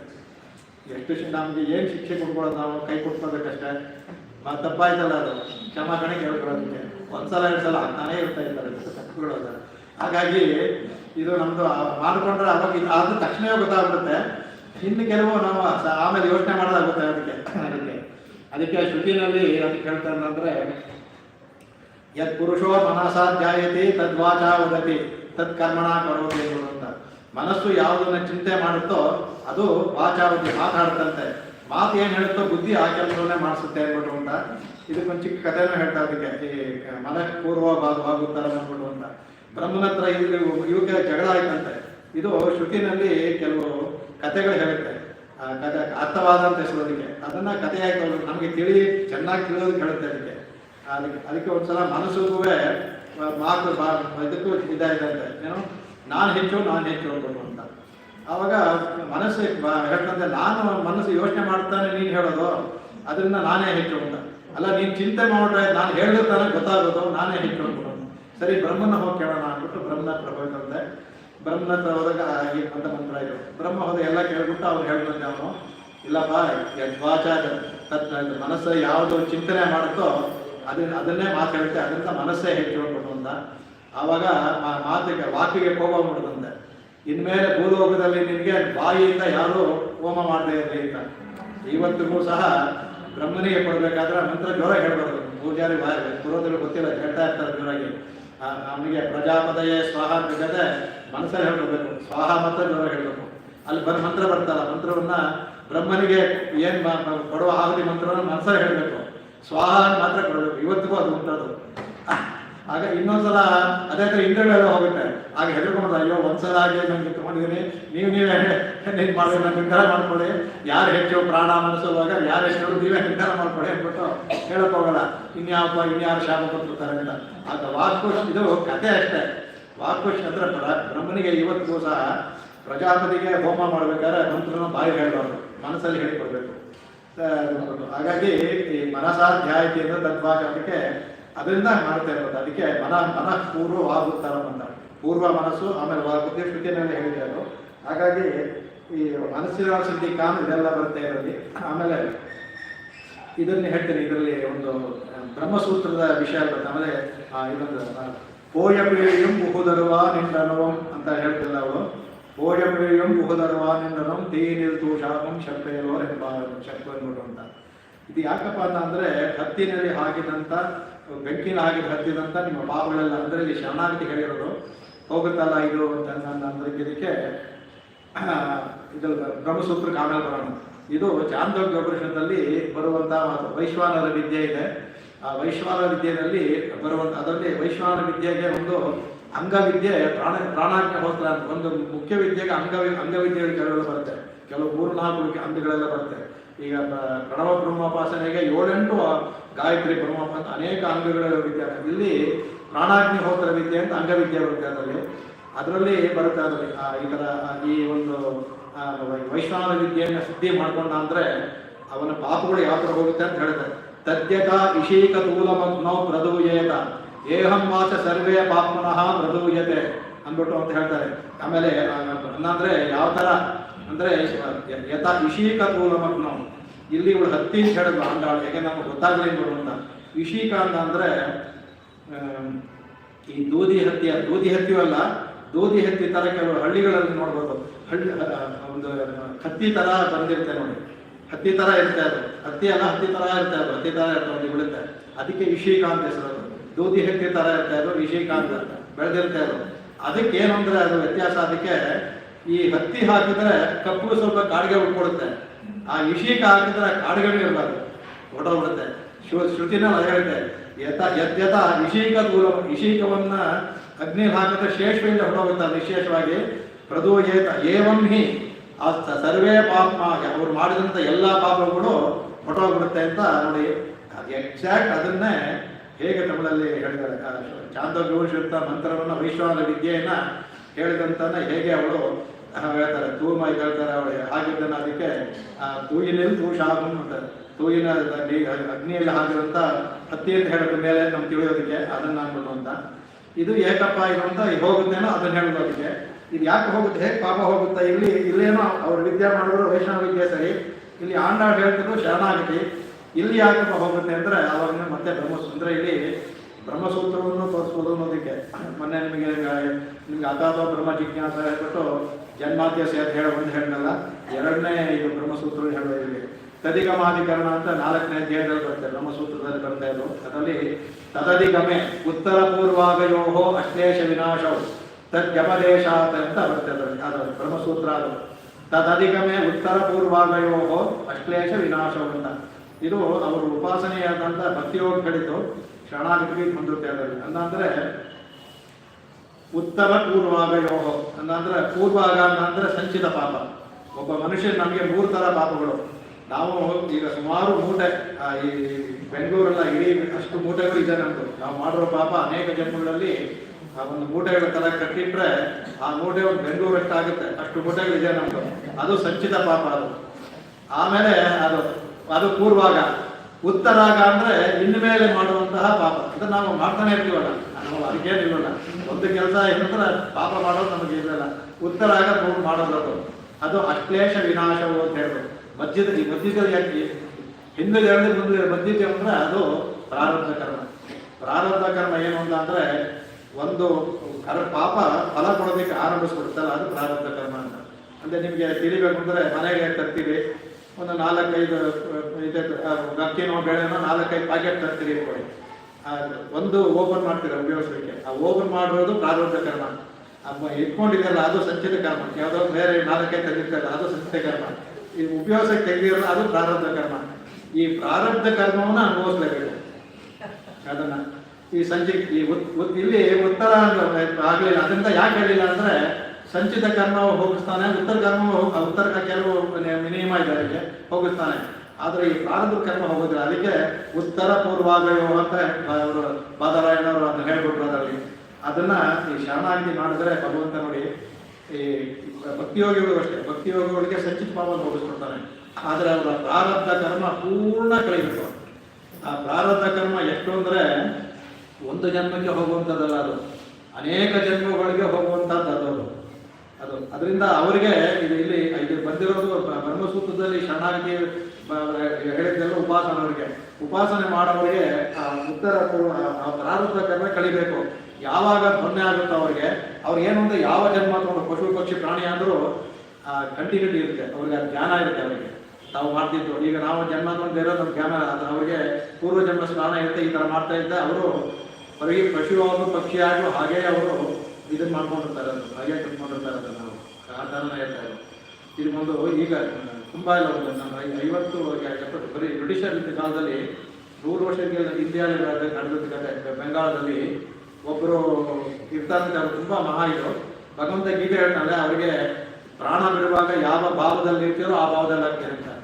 ಅದೇ ಥರ ಇವನು ಜಡ ಬರ್ತಾನೆ, ಜಿಂಕೆ ನಡೆಸ್ಕೊಂಡು ಜಿಂಕೆ ಆಗುತ್ತೆ ಅಂತ. ಅವರು ತುಂಬ ಭಕ್ತಿಯಾಗಿರ್ತಾರೆ. ಅವರು ಹೋಗ್ಬೇಕಾದ್ರೆ ಅವ್ರಿಗೆ ತಕ್ಷಣ ಅವರು ನೀರಲ್ಲಿ ಬಿಡುವಾಗ ಮೊಸಳೆ ನೋಡ್ಬಿಡ್ತಾರೆ. ಪ್ರಾಣ ಬಿಡುವಾಗ ಮೊಸಳೆ ಆಗ್ಬಿಡ್ತಾರೆ. ಮೊಸಳೆ ಆಗುತ್ತೆ. ಆದರೆ ಮೊಸಳೆ ಬಿಟ್ಟಿರ್ತಾರೆ. ಅವರು ಮೊಸಳೆ ಬಿಟ್ಟಿರ್ಬೇಕಾದ್ರೆ ಆಗ ಅವ್ರಿಗೆ ಇಲ್ಲಿ ಅವರು ಇನ್ನೊಂದು ಅವರ ಹೆಂಡತಿ ಇರ್ತಾರಲ್ಲ, ಅವಳು ಯಾವುದೋ ಒಂದು ಕಾಯಿಲೆ ಬರುತ್ತೆ ಅವ್ರಿಗೆ ಅದಕ್ಕೆ ನಡೆದು ಹೇಳ್ತಾರೆ. ಅವ್ರಿಗೆ ಈ ಆಪರೇಷನ್ ಮಾಡಬೇಕು ಅಂತ ಹೇಳ್ಬೇಕಾದ್ರೆ ಈ ಹೊಳೆ ಆದ್ರೆ ಇವಳಿಗೆ ಬರ್ಬೇಕಾದ್ರೆ ಈ ಮೊಸಳೆ ನೋಡಿದ್ರೆ ಏನೊಂದು ಅವಳ ಗಂಡ ಅಂತ ಗೊತ್ತಿಲ್ಲ. ಆಮೇಲೆ ಗೊತ್ತಾಗುತ್ತೆ ಅವಳಿಗೆ. ಆಮೇಲೆ ಅವಳು ಅದಕ್ಕೂ ಅಷ್ಟೇ ಪ್ರೀತಿ ಇರೋದು. ಆಗ ಇವಳಿಗೆ ಆಗೋದಿಲ್ಲ ಅನ್ನೋ ಮಾಡುವಾಗ ಆ ಮೊಸಳೆ ಬಂದು ಅದು ಜ್ಞಾನ ಇರ್ತಾರೆ. ಅದು ಹೇಳುತ್ತಂತೆ ಅವಳಿಗೆ, ನಾನೇ ನೀನು ಒಳ್ಳೇದಕ್ಕೆ ನೀನು ಮಾಡಿಸ್ಕೊಳ್ಬಿಟ್ಟು ಅಂತ ಆ ಮೊಸಳೆ ಹೇಳ್ಕೊಂಡ್ಬಿಟ್ಟು ಅಂತ ಇದೆ. ಆಮೇಲೆ ಅವಳು ಹೋಗು ಆಪರೇಷನ್ ಮಾಡ್ಕೊಂಡು ತನ್ನ ಗಂಡನೇ ಆದರೆ ಅವಳಿಗೆ ಆಮೇಲೆ ಗೊತ್ತಾಗ್ತೋ ಗಂಡನೇ ಇದು ಅಂತ. ನೀನು ಆ ಕಣ್ಣಲ್ಲಿ ನೀರು ಬರ್ತದೆ ಮೊಸಳೆಗೆ, ನೀನು ಮಾಡಿಸ್ಕೋ, ನೀನು ಒಳ್ಳೇದಿದು, ನೀನು ಒಳ್ಳೇದಕ್ಕೆ ಹೇಳ್ತಾ ಇದ್ದಾರೆ ಅಂದ್ಬಿಟ್ಟು ಆಮೇಲೆ ಹೋಗ್ಬೋದು ಅಂತ. ಇದು ನಡೆದಿದ್ದ ಕಥೆ ಹೇಳ್ತಾರೆ. ಇದು ರೆಕಾರ್ಡ್ ಆಗಿರುವಂಥದ್ದು. ಹಾಗಾಗಿ ಅವರಿಗೆ ಕಂಟೆಂಟ್ ಇರುತ್ತೆ. ಯಾವ ಜನದಲ್ಲಿದ್ದರೂ ಅವ್ರಿಗೆ ಗೊತ್ತಾಗುತ್ತೆ. ಅವ್ರಿಗೆ ಹಾಗೆ ಇರುತ್ತೆ ಅನ್ನೋದು. ಹಾಗಾಗಿ ಅದನ್ನ ಇದನ್ನ ಹೇಳ್ತಾರೆ ಅವಾಗ ಇದನ್ನ ಮಾಡ್ತಾರೆ ಈ ಏನು ಹೇಳ್ತಾರೆ ಇದರಲ್ಲಿ ಅವಾಗ ಇವರಿಗೆ ಈ ಶರಣಾಗತಿ ಮಾಡ್ಕೊಂಡು ಏನಾಗುತ್ತೆ ಅಂದ್ರೆ ಒಂದು ಅಡ್ವಾಂಟೇಜು, ಭಗವಂತ ಸಂಚಿತ ಪಾವನ್ ಕಳೆದು ಬಿಡ್ತಾನೆ, ಭಕ್ತಿ ಹೋಗ್ತಾರೆ ಪ್ರಾರಂಭ. ಆಮೇಲೆ ಉತ್ತರ ಕೃತ್ಯಕ್ಕೆ ಏನ್ ಮಾಡ್ತಾನೆ ಭಗವಂತ, ಚಿಕ್ಕ ಶಿಕ್ಷೆ ಕಳಿತಾನೆ ನಮಗೆ ಉತ್ತರದಲ್ಲೂ ಪೂರ್ಣ. ಯಾಕಂದ್ರೆ ಅದು ಉತ್ತರದಲ್ಲಿ ಎರಡು ಮಾಡ್ಬೇಕು. ಉತ್ತರ ಕೃತ್ಯ ತಿಳಿದೇ ಮಾಡಿದ ಪಾಪ ಇದ್ರೆ ಸಂಪೂರ್ಣವಾಗಿ ಕ್ಷಮಿಸ್ತಾನೆ. ಈಗ ಎಲ್ಲೋ ಹೋಗ್ತೀವಿ ತಿಳಿದೇ ಒಂದು ಕಾಲ್ ತೊಳೆದಾಗ ಇರುವೇನೋ ಯಾವ್ದು ಸತ್ತ ಬಿಟ್ರೆ ನಾವು ತಿಳಿದೇ ಮಾಡಿದ್ರು, ಅದಕ್ಕೆ ನಮಗೆ ಭಗವಂತ ಅದಕ್ಕೆ ಆ ಶಿಕ್ಷೆ ನಾವು ಬರೋದಿಲ್ಲ. ತಿಳಿದೇ ಮಾಡ್ತೀವಲ್ಲ ಪಾಪ ಅಂದ್ರೆ ಮಾಡ್ತಾರೆ, ಆ ತಿಳಿದೇ ಮಾಡುವ ಪಾಪಕ್ಕೆ ಲಘು ಶಿಕ್ಷೆ ಕೊಟ್ಟು ಹೋಗ್ತಾನೆ ಅದು. ಈಗ ಈ ಪ್ರಾರಬ್ಧ ಕ್ರಮದಲ್ಲಿ ಹೇಳಿದ್ದೆ ಈ ಜನ್ಮದಲ್ಲಾಗಿ ಇನ್ನೂ ಅನೇಕ ಜನ್ಮಗಳಿರುತ್ತೆ ಅಂತ, ಆ ಮುಂದಿನ ಜನ್ಮಗಳಲ್ಲಾಗೋ ಅದನ್ನು ಹೋಗಿಸ್ಬಿಡ್ತಾನೆ ನೋಡಿ. ಶರಣಾಗತಿಗೆ ಬೆಲೆ ಎಷ್ಟು ಅಂತ, ಪ್ರಾರಬ್ಧ ಕರ್ಮದಲ್ಲಿ ಈ ಜನ್ಮಕ್ಕೆ ಎಷ್ಟಾಗುತ್ತೋ ಅಷ್ಟು ಮಾತ್ರ. ಯಾಕೆಂದ್ರೆ ದೇಹಾವಸಾನದಲ್ಲಿ ಮೋಕ್ಷ ಕೊಡೋದ್ರಿಂದ ಮುಂದೆ ಬರುವಂತಹ ಅದನ್ನು ಸಹ ಅದಕ್ಕೆ ಅದ್ಯತನ ಮೇಲೆ ಅನದ್ಯತ ಉಪಗಮ ಅಂತ ಹೇಳ್ತಾರೆ. ಈಗ ಶುರುವಾಗಿರೋದು ಕೊಡ್ತಾನೆ, ಮುಂದೆ ಬರೋದು ಅದನ್ನು ಹೋಗಲಾಡಿಸ್ಬಿಡ್ತಾನೆ. ಎಷ್ಟು ಶರಣಾಗತಿ ಬೆಲೆ ನೋಡಿ ಇದಕ್ಕೆ. ಹಾಗಾಗಿ ಅದು ನಮಗೆ ವಿಶೇಷವಾಗಿದ್ದ ಅದನ್ನ ತದ್ದಿಗಮ ಪ್ರಕರಣವನ್ನ ಇಲ್ಲಿ ತೋರಿಸ್ತಾಳೆ. ಇದು ಈ ಇದರಲ್ಲಿ ಅಲ್ಲಿ ಹೇಳಿದ್ದನ್ನ ಇಲ್ಲಿ ಬ್ರಹ್ಮಸೂತ್ರ ಹೇಳಿದ್ದನ್ನ ಇವರು ಈ ಮಂತ್ರದ ಮೂಲಕ ನಮಗೆ ತಿಳಿಸ್ಕೊಡಿದ್ದಾರೆ. ಅಂದ್ರೆ ನೀವು ಶರಣಾಗತಿ ಮಾಡ್ಕೊಂಡ ಅಂದ್ರೆ ನಿಮ್ಮ ಪಾಪಗಳು ತೂಷಾಸಂ ಶಕ್ತಿ ಮಾತ್ರ ಅಂತ ಶಪ್ಪು ಅಂತ ಪದವನ್ನು ಇಲ್ಲಿ ಹಾಕಿದ್ರು ಇವರು. ಶಪ್ಪು ಅಂತ ಪದವನ್ನು ಯಾಕೆ ಹಾಕಿದ್ರು ಅಂದ್ರೆ ಅದು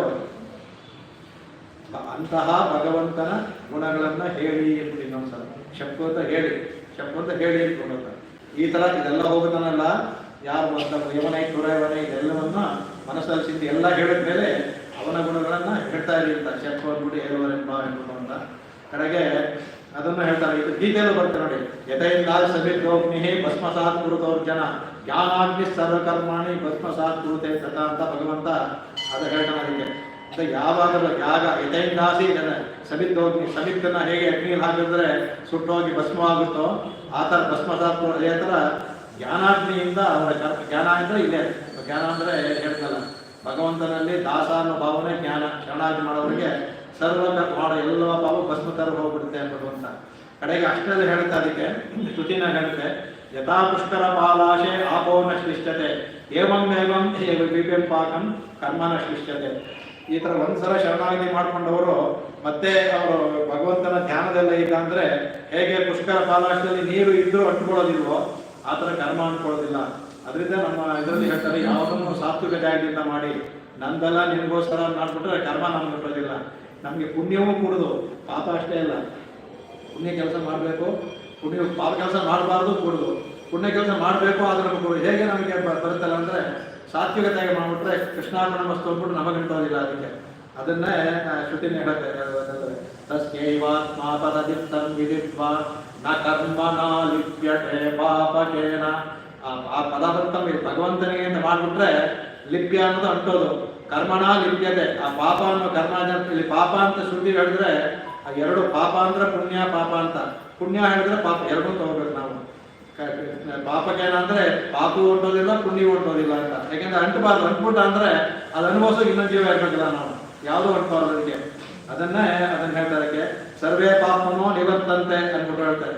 ಎಲ್ಲ ಪಾಪು ಹಿಂದೂ ಕೂಡ ಬಿಡುತ್ತಂತೆ. ಅದಕ್ಕೆ ಆ ಶ್ರುತಿಯನ್ನು ವರ್ಷಕ್ಕೆ ಹೇಳ್ತಾರೆ, ಧರ್ಮೇಣ ಪಾಪ ನಪನುದತಿ ಅಂತ ಹೇಳ್ತಾರೆ. ಪಾಪ ಹೇಗಪ್ಪ ಹೊರಡೋದು ಹೇಗೆ ಹೋಗುತ್ತೆ ಅಂದ್ರೆ ಧರ್ಮೇಣ ಪಾಪ ನಪನುದತಿ. ಧರ್ಮದಿಂದ ಆಚರಣೆ ಮಾಡೋದ್ರಿಂದ ಪಾಪ ಅಪನುದತಿ. ಅದು ಧರ್ಮ ಪಾಪವನ್ನು ತೊಡೆದಾಗುತ್ತೆ. ಧರ್ಮಂಚರ ಅಂತ ಹೇಗೆ ನಮ್ಮ ಪಾಪಗಳನ್ನು ತೊಡೆದಾಗುತ್ತೆ ಅದು. ಅದನ್ನ ಹೇಳ್ತಾರೆ. ಆಮೇಲೆ ಅದಕ್ಕೋಸ್ಕರ ಇದನ್ನ ಹೇಳೋದಕ್ಕೆ ಅದ್ಭುತವಾಗಿ ಅಧಿಕರಣ ಸಾರಾವಳಿ ಅಂತ ಒಂದು ಗ್ರಂಥವನ್ನು ಮಾಡಿದ್ದಾರೆ. ಅವ್ರು ಹೇಳ್ತಾರೆ, ಶ್ರೀ ವೈಷ್ಣವರಾಗಿದ್ದರೆ ಶ್ರೀ ಭಾಷ್ಯ ಅಧಿಕರಣ ಸಾರಾವಳಿ ಎರಡನ್ನ ಮಾಡಲೇಬೇಕು. ಅಧಿಕರಣ ಸಾರಾವಳಿ ಅದು ಶ್ರೀ ಭಾಷ್ಯವನ್ನ ಅರ್ಥವನ್ನ ಅಧಿಕರಣ ಸಾರವನ್ನ ಮಾಡುವಂತ 540-50-30 ಶ್ಲೋಕಗಳು ಅದ್ಭುತವಾದ ಇದು ಎಲ್ಲವನ್ನೂ ದೊಡ್ಡ ಛಂದಸ್ಸನ್ನು ಮಾಡಿದ್ದಾರೆ. ಇದಕ್ಕೆ ಈ ತದೇಗಮೇ ಉತ್ತರ ಪೂರ್ವಾಗ ಯೋಗ ಅನ್ನೋದಕ್ಕೆ ಅವರು ಮಾಡಿರುವಂತಹ ಶ್ಲೋಕ ಸ್ವಾಮಿ ದೇಶಿಕರು ಮಾಡಿದ್ದಾರೆ. ಈ ಶ್ಲೋಕವನ್ನು ತಿಳ್ಕೊಂಡ್ಬಿಟ್ರೆ ನಿಮಗೆ ಶರಣಾಗತಿ ಪೂರ್ಣ ಅರ್ಥವಾಗ್ತದೆ. ಪ್ರಾರಬ್ಧೇತರ ಪೂರ್ವ ಪಾಪಮಿಗಿಲಂ ಪ್ರಾಮಾದಿಕಂ ಚೋತರಂ ಪ್ರಾರಬ್ಧ ಇತರ, ಪ್ರಾರಬ್ಧವನ್ನು ಬಿಟ್ಟು ಪೂರ್ವ ಪಾಪ ಮಿಗಿಲಂ, ಸಂಚಿತ ಪಾಪವನ್ನೆಲ್ಲವೂ ಸಹ. ಆಮೇಲೆ ಪ್ರಾಮಾದಿಕಂ ಚೋತ್ತರ, ಉತ್ತರಗತ್ಯ ಪ್ರಾಮಾಣಿಕವಾಗಿ ಅಂದರೆ ಅಜ್ಞಾನವಾಗಿ ನಮಗೆ ತಿಳಿದೇ ಮಾಡಿದ ಅದನ್ನು ಸಹ. ನ್ಯಾಸೇನ ಕ್ಷಪಯನ್ನೇ, ಭಗವಂತನಲ್ಲಿ ನ್ಯಾಸ ಮಾಡೋದ್ರಿಂದ ಕ್ಷಪೆಯನ್ನು ಹೋಗ್ಬಿಡುತ್ತೆ. ಅದು ಅಷ್ಟೇ ಅಲ್ಲ, ಅನಭ್ಯುಪಗತ ಪ್ರಾರಬ್ಧ ಖಂಡಂಚನ ಹೇಳಿದನ. ಅಭ್ಯುಪಗತನ ಅಂದರೆ ಈ ಜನ್ಮದಲ್ಲಿ ಫಲ ಕೊಡುವಂತಹ ಪಾಪ. ಅನಭ್ಯುಪಗತನ ಅಂದರೆ ಮುಂದಿನ ಜನ್ಮಗಳಿಗೆ, ಈಗ ನಾವು ಒಂದು ಅಕ್ಕಿ ಮೂಟೆ ಬಿಟ್ಟಿದ್ದು ಇವತ್ತಿಗೆಲ್ಲ ಇನ್ನು 4 ಜನಕ್ಕೆ ಆಗುತ್ತಲ್ಲ, ಅದು 4 ಜನ್ಮ ಥರ, ಅದು ಅನಭ್ಯುಪಗತನ. ಅದನ್ನು ಆ ಪ್ರಾರಬ್ಧವನ್ನು ಸಹ ಖಂಡಂಚನ, ಅದನ್ನು ಖಂಡಿಸ್ಬಿಡುತ್ತೆ ಅದು. ಅಷ್ಟೇ ಅಂದರೆ ಧೀಪೂರ್ವೋತ್ತರ ಪಾಪ್ಮ ಭಜ ಮರ್ಜನ ಜಾದೇವಿ ತನ್ನಿಷ್ಕೃತೇ. ಪೂರ್ವೋತ್ತರ ಧೀ ಅಂದರೆ ಬುದ್ಧಿಯಿಂದ ಮಾಡಿದಂಥ ಪೂರ್ವೋತ್ತರ ಅಂದರೆ ಶರಣಾಗತಿ ಮಾಡಿದ ಉತ್ತರ ಕೃತ್ಯ. ಧೀ ಅಂದರೆ ಬುದ್ಧಿಯಿಂದ ತಿಳಿದು ಮಾಡಿದ ಅಂದರೆ ಪಾಪ ಭಜನ ಮಂಜುಳ ಆಯಿತು ಅಂದರೆ ಜಾತೇವಿ ತನ್ನಿಷ್ಕೃತೇ. ಅದನ್ನೂ ಸಹ ಭಗವಂತ ಅದನ್ನ ಮಾಡ್ತಾನೆ. ಕೌಟಿಲ್ಯ ಸತಿ ಶಿಕ್ಷೆಯ ಪ್ಯನಗನ್ ಕ್ರೋಢೀಕರೋತಿ ಪ್ರಭು. ಅದು ಕೌಟಿಲ್ಯ ಸತಿ ಎಂಥ ಇದಾಗಿದ್ರು ಸಹ ಅದನ್ನ ಚಿಕ್ಕದಾಗಿ ಮಾಡಿ ಭಗವಂತ. ಈಗ ನಮಗೆ ಒಂದು ಆಕ್ಸಿಡೆಂಟ್ ಆಗಿ ಕಾಲು ಹೋಗಬೇಕು, ನಮ್ಮ ಇದರಲ್ಲಿ ಬಂದಿತ್ತು ಇಟ್ಕೊಳ್ಳಿ, ಆಗ ನೀವು ಕೆಳಗಡೆ ಬಿದ್ದು ಕೈ ಗಾಯ ಮಾಡ್ಕೊಳ್ತೀರ ನೀವು. ಅದನ್ನ ಕ್ರೋಢೀಕರೋತಿ ಪ್ರಭು. ಕೌಟಿಲ್ಯ ಎಷ್ಟೇ ಇದಾಗಿದ್ದು ಭಗವಂತ ಅದನ್ನ ಶಿಕ್ಷೆ ಕೊಡಬೇಕಲ್ಲ, ಅದು ಕೊಡದೇ ಇರೋಕ್ಕಾಗಲ್ಲ. ಅವ್ರಿಗೆ ಭಗವಂತಗೆ ವೈಷಮ್ಯ ನೈರ್ಗಣ್ಯ ಅಂತ ಹೇಳಿದೆ. ಯಾರಲ್ಲೂ ತಾರತಮ್ಯ ಮಾಡಬಾರ್ದು. ವೈಷಮ್ಯ ನೈರ್ಗಣ್ಯ ಎರಡೂ ಇರೋದ್ರಿಂದ ಕೊಡಬೇಕು. ಅದೇನು ಮಾಡ್ತಾನೆ, ಚಿಕ್ಕದು ಮಾಡ್ತಾನಂತೆ. ಹಾಗೆ ಅದೇ ಯಾವ ದೊಡ್ಡದಲ್ಲಿ ಆಗ್ಬೇಕಾದ್ರೆ ಚಿಕ್ಕದಲ್ಲಿ ತೋರಿಸ್ತಾನೆ. ಕೆಲಸ ಬಿದ್ಬಿಟ್ಟು ನಾವು ಇದು ಮಾಡ್ತೇವೆ, ಇನ್ನೂ ದೊಡ್ಡದಾಗಬೇಕು, ಚಿಕ್ಕದಾಗಿ ತೊಗೊಂಡ್ಕೋಬೇಕು ನಾವು ಅಂತ. ಅದ್ಭುತವಾಗಿ ಈ ಒಂದು ಈ ಶ್ಲೋಕವನ್ನು ನೀವು ಬೈಹಾಟ್ ಮಾಡ್ಕೊಂಡ ಅಂದರೆ ಶರಣಾಗತಿ ಹೇಗೆ ಏನು ಹೋಗುತ್ತೆ ಎಲ್ಲವೂ ಗೊತ್ತಾಗುತ್ತೆ. ಭಾಳ ಅದ್ಭುತವಾದ ಶ್ಲೋಕ ಅದಕ್ಕೆ. ಆಮೇಲೆ ಈ ಇದಕ್ಕೆ ಒಂದು 2-3 ಕಥೆಗಳಿದೆ, ತಗೊಂಬಂದೆ. ತುಂಬ ನಮ್ಮ ಇವರು ಇಟ್ಕೊಂಡಿದ್ದಾರೆ. ಅದರಲ್ಲಿ ನಮ್ಮ ಈ ತಿರುಪ್ಪಾವೆ ರಸಾಸ್ವಾದನೆಯಿಂದ ನಮ್ಮ ಕೃಷ್ಣದಾಸಾಚಾರ್ಯ ಮಾಡಿದ ಅದ್ಭುತವಾದ ಪುಸ್ತಕ ಅದು. ಬಹಳ ಅಂದ್ರೆ ಅದು ಹೇಳಬೇಕು ಅಂತ ಹೇಳಿದ್ರೆ ಒಂದಕ್ಕೆ ಆಗೋದೇ ಇಲ್ಲ ಅವರಿಗೆ. ಅದಕ್ಕೆ ಒಂದು ಇದೇ ಬೇಕು ಅದಕ್ಕೆ. ಕೆಲವು ಕಥೆಗಳನ್ನು ಹೇಳಿದ್ದಾರೆ, ಕೃಷ್ಣನ ಲೀಲೆಗಳನ್ನು ಹೇಳಿದ್ದಾರೆ. ಅದಕ್ಕೆ ಇದರಲ್ಲಿ ಬರುವಂತಹ ಅದ್ಭುತವಾದ ಇದನ್ನ ಸಹ ಅನುಭವಿಸ್ಬೋದು ಅದಕ್ಕೆ.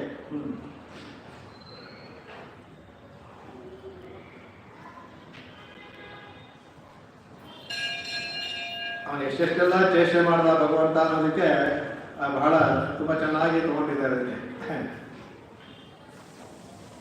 ಇನ್ನೂ ಒಂದು ಚಾಂದ್ರಭೂಷಣ ಬರುತ್ತೆ.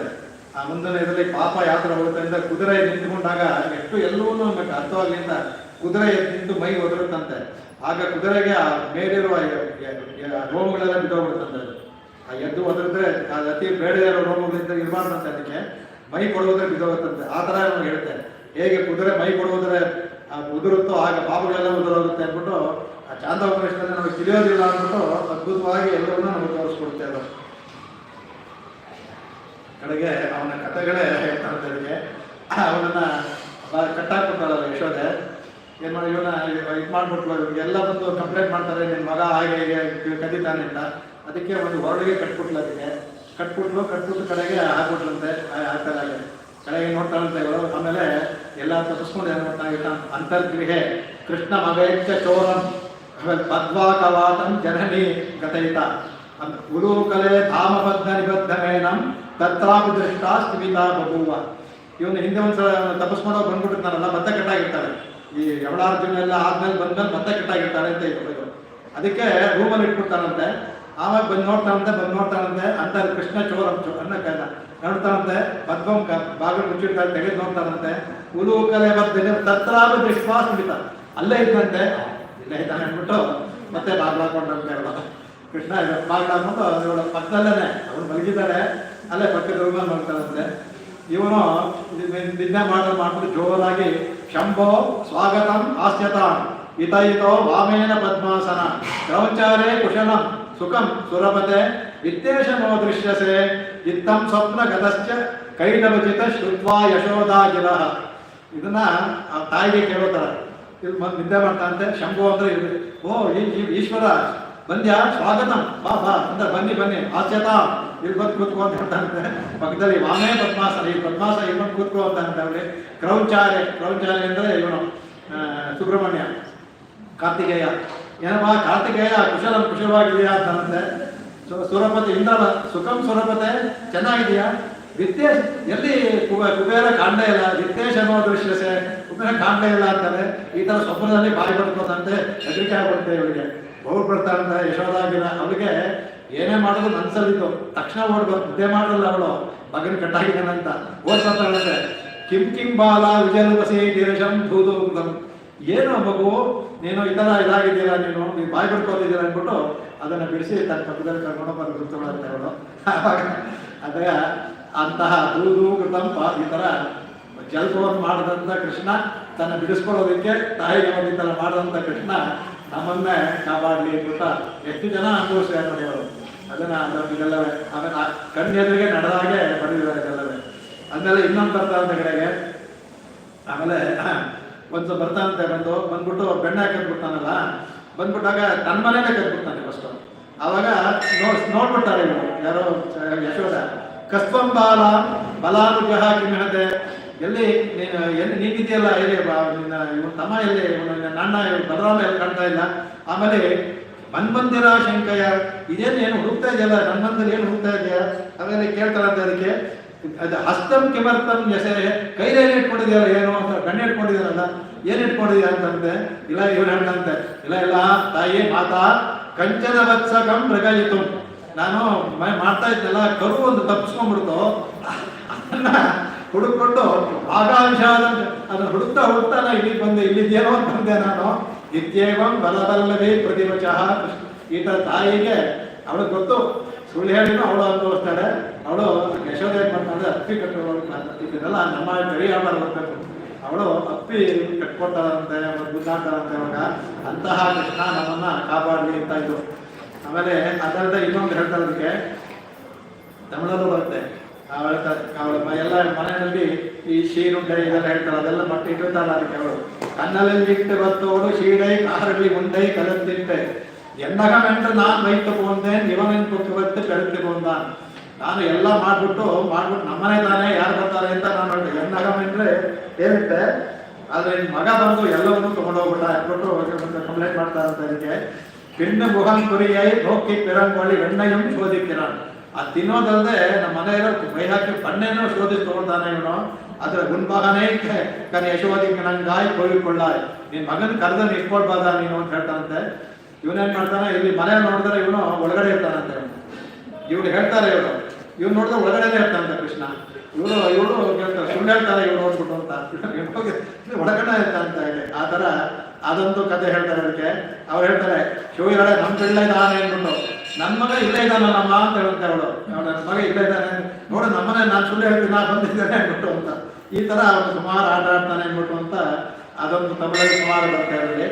ಆಮೇಲೆ ಇನ್ನೊಂದು ಹೇಳ್ತಾರೆ, ಅಂದರೆ இல்லப்பு வந்து என் புகழை கூவி கையில் வளையை கையிட்டிக்கொண்டு கொல்லையில் நின்று கொணர்ந்து வித்தவம் ஒருவத்திற்கு அவளை கொடுத்து நல்ல ನನ್ನ ಆವನ್ ಪಳಗನ್ ಕೊಂಡು ನಾನಲ್ಲೇ ಎಂದು ಶಿರಿಕ್ಕಿನಾನ್. ನನ್ನ ಇನ್ನೊಬ್ರು ಅಂತ ಹೇಳ್ತಾರಂತೆ, ನಮ್ಮನೆ ಬಂದೇನ್ ಮಾಡ್ದ, ನನ್ನ ಮಗಳಲ್ಲಿ ಕೈ ಹಾಕಿದ ಬಳೆ ಹಾಕೊಂಡಿದ್ದಲ್ಲ, ಆ ಬಳೆನ ತಗೊಂಡ್ಬಿಟ್ಟು ಗದ್ದೆ ಕಡೆ ಹೋಗಿ ಅಲ್ಲಿ ಯಾರೋ ಒಬ್ಳು ನಾವಲ್ ಕೈ ಬಂದ ಅಂದ್ರೆ ಇವರು ನೇರಳೆ ಹಣ್ಣು ಮಾಡ್ತಾ ಇದ್ರು, ಅವಳಿಗೆ ಅದನ್ನ ಬಿಟ್ಟು ನಾನು ನೇರಳೆ ಹಣ್ಣು ತಗೊಂಡಿದ್ದ. ನಾನು ಹೋಗಿ ಕೇಳಿದ್ರೆ ನಾನಿಲ್ಲ ಅಂತ ನಿರ್ತಾನೆ ಅಂತ ಅಂದ್ಬಿಟ್ಟು ಅವಳೊಂದು ಅನೇಕ ಕಥೆಗಳು ಹೇಳ್ತಾರೆ. ಅದಕ್ಕೆ ಅದ್ಭುತವಾಗಿ ಭಗವಂತನ ಕಥೆಯನ್ನ ಜ್ಞಾನ ಮಾಡಿಸೋ ನನಗೆ ಇವರು ಹೇಳಬೇಕು ಅಂತಿದ್ದು. ಅದಕ್ಕೆ ಬಹಳ ಹಾಗಾಗಿ ಇದರಲ್ಲಿ ಈ ಒಂದು ಭಾಷಣದಲ್ಲಿ ಅತ್ಯದ್ಭುತವಾಗಿ ಹೇಳ್ತಾರೆ. ಇದರಲ್ಲಿ ನಾವು ಇದನ್ನ ನೋಡಬೇಕು ಅಂತ ಅಂದ್ರೆ, ನಮ್ಮ ಸ್ವಾತ ದೇಶದಲ್ಲಿ ತಗೊಂಡ್ಬೇಕಂದ್ರೆ ಇದರಲ್ಲಿ ನಮಗೆ ಕೃಷ್ಣನೇ ಧರ್ಮ, ಅವನೇ ಸನಾತನ, ಅವನೇ ಸಿದ್ಧೋಪಾಯ, ಅವನೇ ಸಾಧ್ಯೋಪಾಯ ಅಂತ ಇದರಲ್ಲಿ. ಅದನ್ನು ಹೇಗಪ್ಪ ಅಂದ್ರೆ ಕೀರ್ತನೆಯಿಂದಲೂ ಸಹ, ಪ್ರಾರ್ಥನಾ ರೂಪದ ಪ್ರಪತ್ತಿಯಿಂದಲೂ ಸಹ ನಾವು ಅವನನ್ನು ಪಡ್ಕೋಬಹುದು ಅಂತ ತೋರಿಸ್ಕೊಂಡು, ಇದು 5ನೇ ಶ್ಲೋಕ ಆದ್ರಿಂದ ಎಲ್ಲ ಶ್ಲೋಕದ ಸಾರಾಂಶವನ್ನು ಇದರಲ್ಲಿ ನಾವು ಹೇಳ್ಬೋದು. ಅದರಲ್ಲಿ ಇದನ್ನ ತುಂಬಾ ಅದಕ್ಕೆ ಹೇಳ್ತಾರೆ. ಅದಕ್ಕೆ ಪೆರಿಯಾಚಾರ್ಯ ಇದು ಒಂದು ಪಿಳ್ಳೆ ಲೋಕಾಚಾರ್ಯರು ಅವರ ಇದರಲ್ಲಿ ಒಂದು ಹೇಳ್ತಾರೆ. ಅದಕ್ಕೆ ಈ ಭಗವಂತ ಹೇಗೆ ನಮಗೆ ಅಲ್ಲಿ ಅವ್ರ ಜೊತೆ ಇದ್ದ ಅಂದ್ಬಿಟ್ಟು ಅಂತ, ಎಲ್ಲರ ಜೊತೆ ಹೇಗಿದ್ದ ಅಂದ್ರೆ ಅವ್ರು ಹೇಳ್ತಾರೆ, ಸ್ವಸ್ವಾಮಿ ಭಾಗವತೈ ಮಾರಾಡಿಕೊಂಡು ಅಜ್ಞನೇ போலும் ಅಶಕ್ತನೇ போலும் ಮುಂದೆ ಆಗಿರೋ ಸಕಲ ಅಭೀಷ್ಟಗಳೇ ಕೊಡುಕಂ. ಅವನು ಭಗವಂತ ಯಾರಾದರೂ ಅವರಿಗೆ ಭಕ್ತರಾದರೆ ಅವನ ಸ್ವಸ್ವಾಮಿ ಭಾವತೆ ಅಂದರೆ ಅವನು ಸ್ವಾಮಿ ನಾವು ದಾಸ, ಅದನ್ನ ಬದಲು ಮಾಡ್ಕೊಳ್ತಾರೆ. ಅವನು ದಾಸ ಆಗ್ತಾನೆ, ನಾವು ಸ್ವಾಮಿ ಆಗ್ತಾನೆ, ಬಾಲಾಡಿ ಮಾಡ್ತಾನೆ. ಅಜ್ಞನೇ ಬೋಧಂ, ಈ ಕೃಷ್ಣನ್ ನೋಡೋದಲ್ಲ, ಏನೂ ತಿಳಿದಿರ್ತಾನೆ ಇರ್ತಾನೆ, ಅಶಕ್ತನೇ ಬೋಧಂ. ಆ ಥರ ಇದ್ರೂ ಉಂಡೆ ಆಗಿನೂ ಸಕಲ ಅಭೀಷ್ಟಗಳನ್ನು ಕೊಡ್ಬೇಕು. ನಾವು ಎಲ್ಲ ಅಭೀಷ್ಟಗಳು ಕೊಡ್ತಾನೆ. ಈಗ ನೀವು ತಗೊಂಡ್ರೆ ಅರ್ಚಾವತಾರದಲ್ಲಿ ಭಗವಂತ ಅವನ ಅರ್ಚಕ ಪರಾಧೀನ. ಅವ್ರು ಯಾವ ಥರ ನಾವು ಉತ್ಸವದಲ್ಲಿ ನೋಡೋದಾಗತ್ತೆ, ಹಗ್ಗ ಕಟ್ತೀವಿ, ಆ ಉತ್ಸವ ಪೂರ್ತಿಗೆ ಅನುಸರಿ ಕಷ್ಟ ಆಗುತ್ತೆ ನಮಗೆ. ಎಲ್ಲ ಮಾಡಿಸ್ಕೊತಾನೆ ಅವನು. ನಮಗೆ ಆ ಭಾವನೆ ಇಲ್ಲ, ಅವ್ರಿಗೆ ಬಿದ್ದೋಗ್ಬಿಡುತ್ತೆ ಅಂತ ಹಗ್ಗ ಹಾಕಿ ಕಾಲಿಗೆ ಹಾಕಿ ನಡೆದು ಕಟ್ಟಿ ಬೀದಿಯ ಇದೆಲ್ಲ ಮಾಡಿಸ್ಕೊತಾನೆ. ಅರ್ಚಕ ಪರಾಧೀನ ಅಂತ ಹೇಳ್ತಾರಲ್ಲ, ಅದಕ್ಕೆ ಅದನ್ನೇ ಹೇಳಿದ್ರೆ ಇಲ್ಲಿ ಇಟ್ಕೊಂಡು ಮಾಡ್ತಾನೆ ಅನ್ಬಿಟ್ಟು ಅಂತ ಅದಕ್ಕೆ ಸ್ವಾಮಿ ಹೇಳ್ತಾರೆ, ಹತ್ತು ಕುಂಭೆ ಗ್ರಹಿತಕರ ಸ್ವಾಧಿಮಯ್ಯಂಗಮೀನಂ ದೃಷ್ಟ್ವಾದಾಮ ಗ್ರಹಣ ಚುಡಲಾಂ ಆತರಂಚಾತರೋಷಾಂ ವಾಯಾದೀಶನ್ ತರಚೇತೋ ನಾಪಗಚ್ಚನ್ನ ತೀರ್ಥನ್ನೆ ವಿದ್ಯಾಭೋಮಸ್ತಪದಿನಯನೆ ನೀಲಯನ್ ವಿಶ್ವೋಕ್ತಾನ್. ಅದರಲ್ಲಿ ಹತ್ತೊಂದು ದಿನ ಹೀಗಿಗರ ಸ್ವಾದು ಹಯ್ಯಂಗ ಅಂದರೆ ಆಗತಾನೆ ತೆಗೆದ ಗಂಟೆ ಹಯ್ಯಂಗ ಅಂತ, ಆಗತಾನೆ ತೆಗೆದ ಗಂಟೆ ಹಯ್ಯಂಗ ಅಂತ. ಅದನ್ನ ತೆಗೆದುಬಿಡ್ತಾನಂತೆ, ಅದ ತಗೊಂಡ್ಬಿಟ್ಟು ಇಟ್ಕೊಳ್ತಾನಂತೆ. ಅದ ತಾಯಿ ನೋಡ್ಬಿಡ್ತಾನಂತೆ, ಆತರಂ ಜಾತರೋಷ. ತಾಯಿ ನೋಡಿದ ತಕ್ಷಣ ಕೋಪ ಮಾಡ್ತಾಳೆ ಅವ್ರ ತಾಯಿಗೆ, ಬರ್ತೀನಿ ತಾಳೋ ನೀನು ಕೋಲ್ ತಗೊಳ್ತಾನಂತೆ. ಅದಕ್ಕೆ ಆಗ ಇವನು ಏನು ಕಣ್ಣು ಮುಚ್ಕೊಂಡ್ಬಿಡ್ತಾನಂತೆ. ಪಾಯಾದೀಶ ಪ್ರಜ ನಾಪಗಚ್ಚನ್ ನತಿಸ್ತಾನೆ. ಒಂದು ಕಾಲು ಮೇಲೆ ಎತ್ಕೊಂಡಿದ್ದಾನಂತೆ, ಮುಂದೆ ಹೆಜ್ಜೆ ಇಡಬೇಕು, ತಾಯಿ ಕೌಲ್ ತಗೊಂಡ ಕಣ್ಣು ಮುಚ್ಕೊಂಡು ನಿಂತ್ಕೊಂಡ್ಬಿಡ್ತಾನಂತೆ. ಮುಂದಕ್ಕೂ ಹೋಗಲಿಲ್ಲ, ಹಿಂದಕ್ಕೂ ಬರಲಿಲ್ಲ ಅಂದ್ಬಿಟ್ಟು ಅಂತಹ ಮಿಥ್ಯಾಭೋಮ ಸ್ತಪದನೆಯೇ ನೀವೇನಂತ. ಈ ಮಿಥ್ಯಾಭೋಮನ ಅಂತ ಮಾಡಂತ ಇವನು ನಮ್ಮನ್ನ ಕಾಪಾಡಲಿ ಅಂತ ಹೇಳ್ತಾರೆ. ಅದರಲ್ಲಿ ಈ ನಾಪಗಚ್ಚ ಅನ್ನೋದು ಅವ್ರಿಗೆ ಇವನ ಕಾಳಿದಾಸನ ಒಂದು ಕೃತಿಯಿಂದ ಇವರು ಅವ್ರಿಗೆ ಅದು ತಗೊಂಡು ಇದನ್ನು ಮಾಡಿದ್ದಾರೆ. ಅದನ್ನೇ ಹೇಳೋದು ಸಮಯ ಇಲ್ಲ ಅದಕ್ಕೆ. ಕಡೆಗೆ ಇನ್ನೊಂದು ಏನು ಅನ್ನೋದ್ರಲ್ಲಿ, ಈ ಮಾಯನೇ ಪಾಶುರದಲ್ಲಿ ನಾವು ಭಗವಂತನ ಹೇಗೆ ನಾವು ಮಾಡಬೇಕು ಅದೇ ಥರ ಇದು ಆಚಾರ್ಯ ಪರವಾಗಿ ಮಾಡಿದೆ. ಭಗವಂತನ ಆಚಾರ್ಯ. ಈಗ ಇಲ್ಲಿ ಆಚಾರ್ಯರೇ ನಮಗೆ ಮಣಿಗಳಿರ್ತಾರ. ನಾವು ಗುರು ಪ್ರಕಾಶಯತೆ ಧೀಮಾನ್ ಅಂತ ಒಂದು ಹೇಳ್ತಾರೆ. ಶಿಷ್ಯರಾದವರು ಗುರುಗಳನ್ನ ಪ್ರಕಾಶಪಡಿಸ್ಬೇಕಂತೆ. ಗುರು ಪ್ರಕಾಶಯತೆ, ಒಳ್ಳೆ ಶಿಷ್ಯ ಆಚಾರ್ಯನ ಪ್ರಕಾಶಪಡಿಸ್ಬೇಕು ಅಂತ ಆ ಕೆಲಸವನ್ನ ಇದನ್ನ ಮಾಡಬೇಕು ಅಂತ ಇದ್ರಲ್ಲಿ ಹೇಳ್ತಾರೆ. ಅದಕ್ಕೆ ಇದರಲ್ಲಿ ಆಮೇಲೆ ಇನ್ನೊಂದು ಏನಂತ ಮುಖ್ಯವಾಗಿ ತಿಳ್ಕೊಬೇಕಾಗಿದ್ದು, ನಾವು ಭಗವಂತ ಶರಣಾಗತಿ ಮಾಡಿದ್ರೆ ಏನೇನೆಲ್ಲ ಮಾಡಲಾರ್ಬೇಕು ಅಂತ. ಅದಕ್ಕೆ ಎಲ್ಲವನ್ನೂ ಸಹ ಅವನು ತನ್ನ ಅವತಾರ ಕಾಲದಾಗಲಿ ಎಲ್ಲದಲ್ಲೂ ಸಹ ಆಗಲಿ ಅವನು ತಾನು ಅದಕ್ಕೆ ನಮ್ಮ ಹೇಳ್ತಾರೆ ಕೆಲವರು ಕಟ್ಟುಣ್ಣ ಪಣ್ಣಿಯ ಧರ್ಮಾಯ ಅಂತಾರೆ. ಕಟ್ಟಕ್ಕಾಗಲಿಲ್ಲ ಅವ್ರಿಗೆ, ಅದಕ್ಕೆ ಕಣ್ಣಿನೂ ಶಿರುತ್ತಾಂಬಿನಾದಂತ ಅವ್ರು ಏನ್ ದಾನ ತಗೊಂಡು ಆಗಿರುವಂತ ಇನ್ನೊಂದು ದಾನ ಇವನೇ ಕೊಡ್ತಾ ಇದ್ದಂತೆ. ಹೇಗೆ ಆನೆ ಬಾವುಗಳಿಗೆ ತನ್ನ ಕಟ್ಟಕ್ಕೆ ಸರಪಳಿ ಕೊಡುತ್ತೆ, ಅದರ ಇವನು ಇನ್ನೊಂದು ದಾನ ಕೊಡ್ತಾ ಇದ್ದಂತೆ. ಆದ ಎಲ್ಲ ದಾನವೂ ಕಟ್ಟಾಗಿರುವಂತೆ. ಅಂದ್ರೆ ಆ ತರ ಭಗವಂತ ಸೌಲಭ್ಯ ಪರಾಕಾಷ್ಠೆ ಅನ್ನೋದಕ್ಕೆ ಹೇಳ್ತಾರೆ. ಕಟ್ಟುಣ್ಣ ಪೆರಿವನು ಅಂದ್ರೆ ಸೌಲಭ್ಯ ಪರಾಕಾಷ್ಠೆ ಭಗವಂತ. ಅವನ ಭಕ್ತ ಪರಾಧೀನತ್ವ ಅಂದ್ಬಿಟ್ಟು ಅಂತ ಅದನ್ನ ಹೇಳ್ತಾನೆ. ನಮ್ಮನ್ನ ಕಟ್ಟಾಗಿಸ್ಕೊಳ್ತಾನೆ ತಾನೇ. ಆನೆ ಯಾವ ಥರ ಕಟ್ಟಾಗುತ್ತೋ ಅದರಿಂದ ಕಟ್ಟಾಗಿಸ್ಕೊಳ್ತಾನೆ ಅಂದ್ಬಿಟ್ಟು ಅಂತ. ಹಾಗಾಗಿ ಈ ದಾಮೋದರ ನಾವು ನೆನೆಸ್ಕೋಬೇಕು ಅಂತ. ಹಾಗಿದ್ದರೂ ಸಹ ನಾವೆಲ್ಲವನ್ನೂ ಒಳ್ಳೆಯದನ್ನೇ ಮಾಡ್ತಾನೆ. ಅದೇ ಥರ ನಾವು ಆಚಾರ್ಯರು ಸಹ ಇದೇ ಥರ ನಮ್ಮಿಂದ ಎಷ್ಟೇ ತೊಂದರೆಗಳಾದರೂ ಆ ತೊಂದರೆಯನ್ನು ತಗೊಳ್ಳದೆ ಶಿಷ್ಯರಾದ ಎಲ್ಲರಿಗೂ ಉಪದೇಶಗಳನ್ನು ಮಾಡಿ ನಮಗೆ ಒಳ್ಳೆಯದನ್ನೇ ಮಾಡ್ತಾರೆ ಅಂತ. ಆಮೇಲೆ ಅವರಿಗೆ ಭಗವಂತನಿರುವ 2 ಷಡ್ಗುಣ ಪರಿಪೂರ್ಣ ಅವನಿಗೆ ಸಾಮಾನ್ಯ ಕಟಾಕ್ಷ, ವಿಶೇಷ ಕಟಾಕ್ಷ ಅಂತ.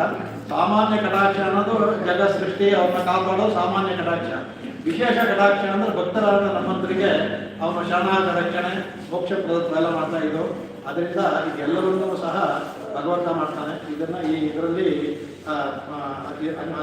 ಈ ಕಲಿಯುಗದಲ್ಲಿ ಕೃಷ್ಣನ್ ಧರ್ಮಂ ಸನಾತನಂ ಅಂತ ಹೇಳೋದ್ರಿಂದ ಕೃಷ್ಣನೇ ಧರ್ಮ, ಕೃಷ್ಣನೇ ಇದು. ಅದರಿಂದ ವಿಶ್ವಾಸ ಪ್ರಪತ್ತಿ ಅಂತಂದ್ರೆ ವಿಶ್ವಾಸದ ಪೂರ್ವಕವಾದ ಪ್ರಾರ್ಥನೆಯೇ ಪ್ರಪತ್ತಿ ಅನ್ನೋದಕ್ಕೆ. ಅದಕ್ಕೆ ಹೇಳ್ತಾರೆ ಪ್ರಪತ್ತಿ ವಿಶ್ವಾಸ ಸಖತ್ ಪ್ರಾರ್ಥನಾ ಮಾತ್ರೇಣ ಅಪೇಕ್ಷಿತಂ ದಾಸ್ಯತೀತಿ ವಿಶ್ವಾಸ ಪೂರ್ವಕಂ ಪ್ರಾರ್ಥನಾ ಅಂತ ಹೇಳಿದ್ರೆ. ಇನ್ನೊಂದು ಹೇಳ್ತಾರೆ ಇಲ್ಲಿ ತಾಯೇ ಕೂಡಲ್ಲ ಅನ್ಬೇಕಾದ್ರೆ ತಾಯಿಯ ಯಶೋದೆಯನ್ನ ಮೂಲ ಮಂತ್ರ ಹೋಲಿಸಿದೆ ಯಾವ ವಿಷಯ. ಅದರಿಂದ ಮೂಲ ಮಂತ್ರ ಅದು. ಅವಳ ಉದರ ಅನ್ನೋದು ಛಂದಸ್ಸು. ಯಶೋದೆ ಮೂಲ ಮಂತ್ರ. ಆ ಯಶೋದೆ ಉದರ ಮಧ್ಯದಲ್ಲಿರೋದು ಮೂಲ ಮಂತ್ರ. ಅದು ಆ ಮೂಲ ಮಂತ್ರವನ್ನ ಛಂದೋ ಮಾತ ಅಂದ್ಬಿಟ್ಟು ಶ್ರುತಿಗಳು ಬರ್ತದೆ. ಛಂದಸ್ಸೇ ಮಾತೆ ಇದ್ದಂಗೆ ಬೇಡಿಕೆ ಅನ್ಬಿಟ್ಟು ಅಂತ. ಅದನ್ನ ಪಡಿಸೋದು ಅಂದ್ಬಿಟ್ಟು ಅಂತ ಹೇಳಿ ಅಲ್ಲಿ ಭಗವಂತ ಬಂದು ಮೂಲ ಮಂತ್ರ ನೋಡೋದ್ರಿಂದ ಅಷ್ಟಾಕ್ಷರ ಮಂತ್ರವನ್ನ ಪ್ರಕಾಶಪಡಿಸ್ತೇವೆ ಮಾಡಬೇಕು ಅಂತ ಆ ಕೆಲಸವನ್ನ ಆಚರಣೆ ಮಾಡ್ತಾರೆ. ಅದಕ್ಕೆ ಗುರು ಪ್ರಕಾಶ ಭೀಮ ಅಂತ ಹೇಳ್ತಾರೆ. ಇಲ್ಲಿ ನಿಲ್ಲಿಸ್ಕೊಂಡು ನಾಳೆಯಿಂದ ಆದರೆ ಎರಡೆರಡು ಭಾಷೆಗಳನ್ನ ಒಂದೂವರೆ ಒಂದೆರಡು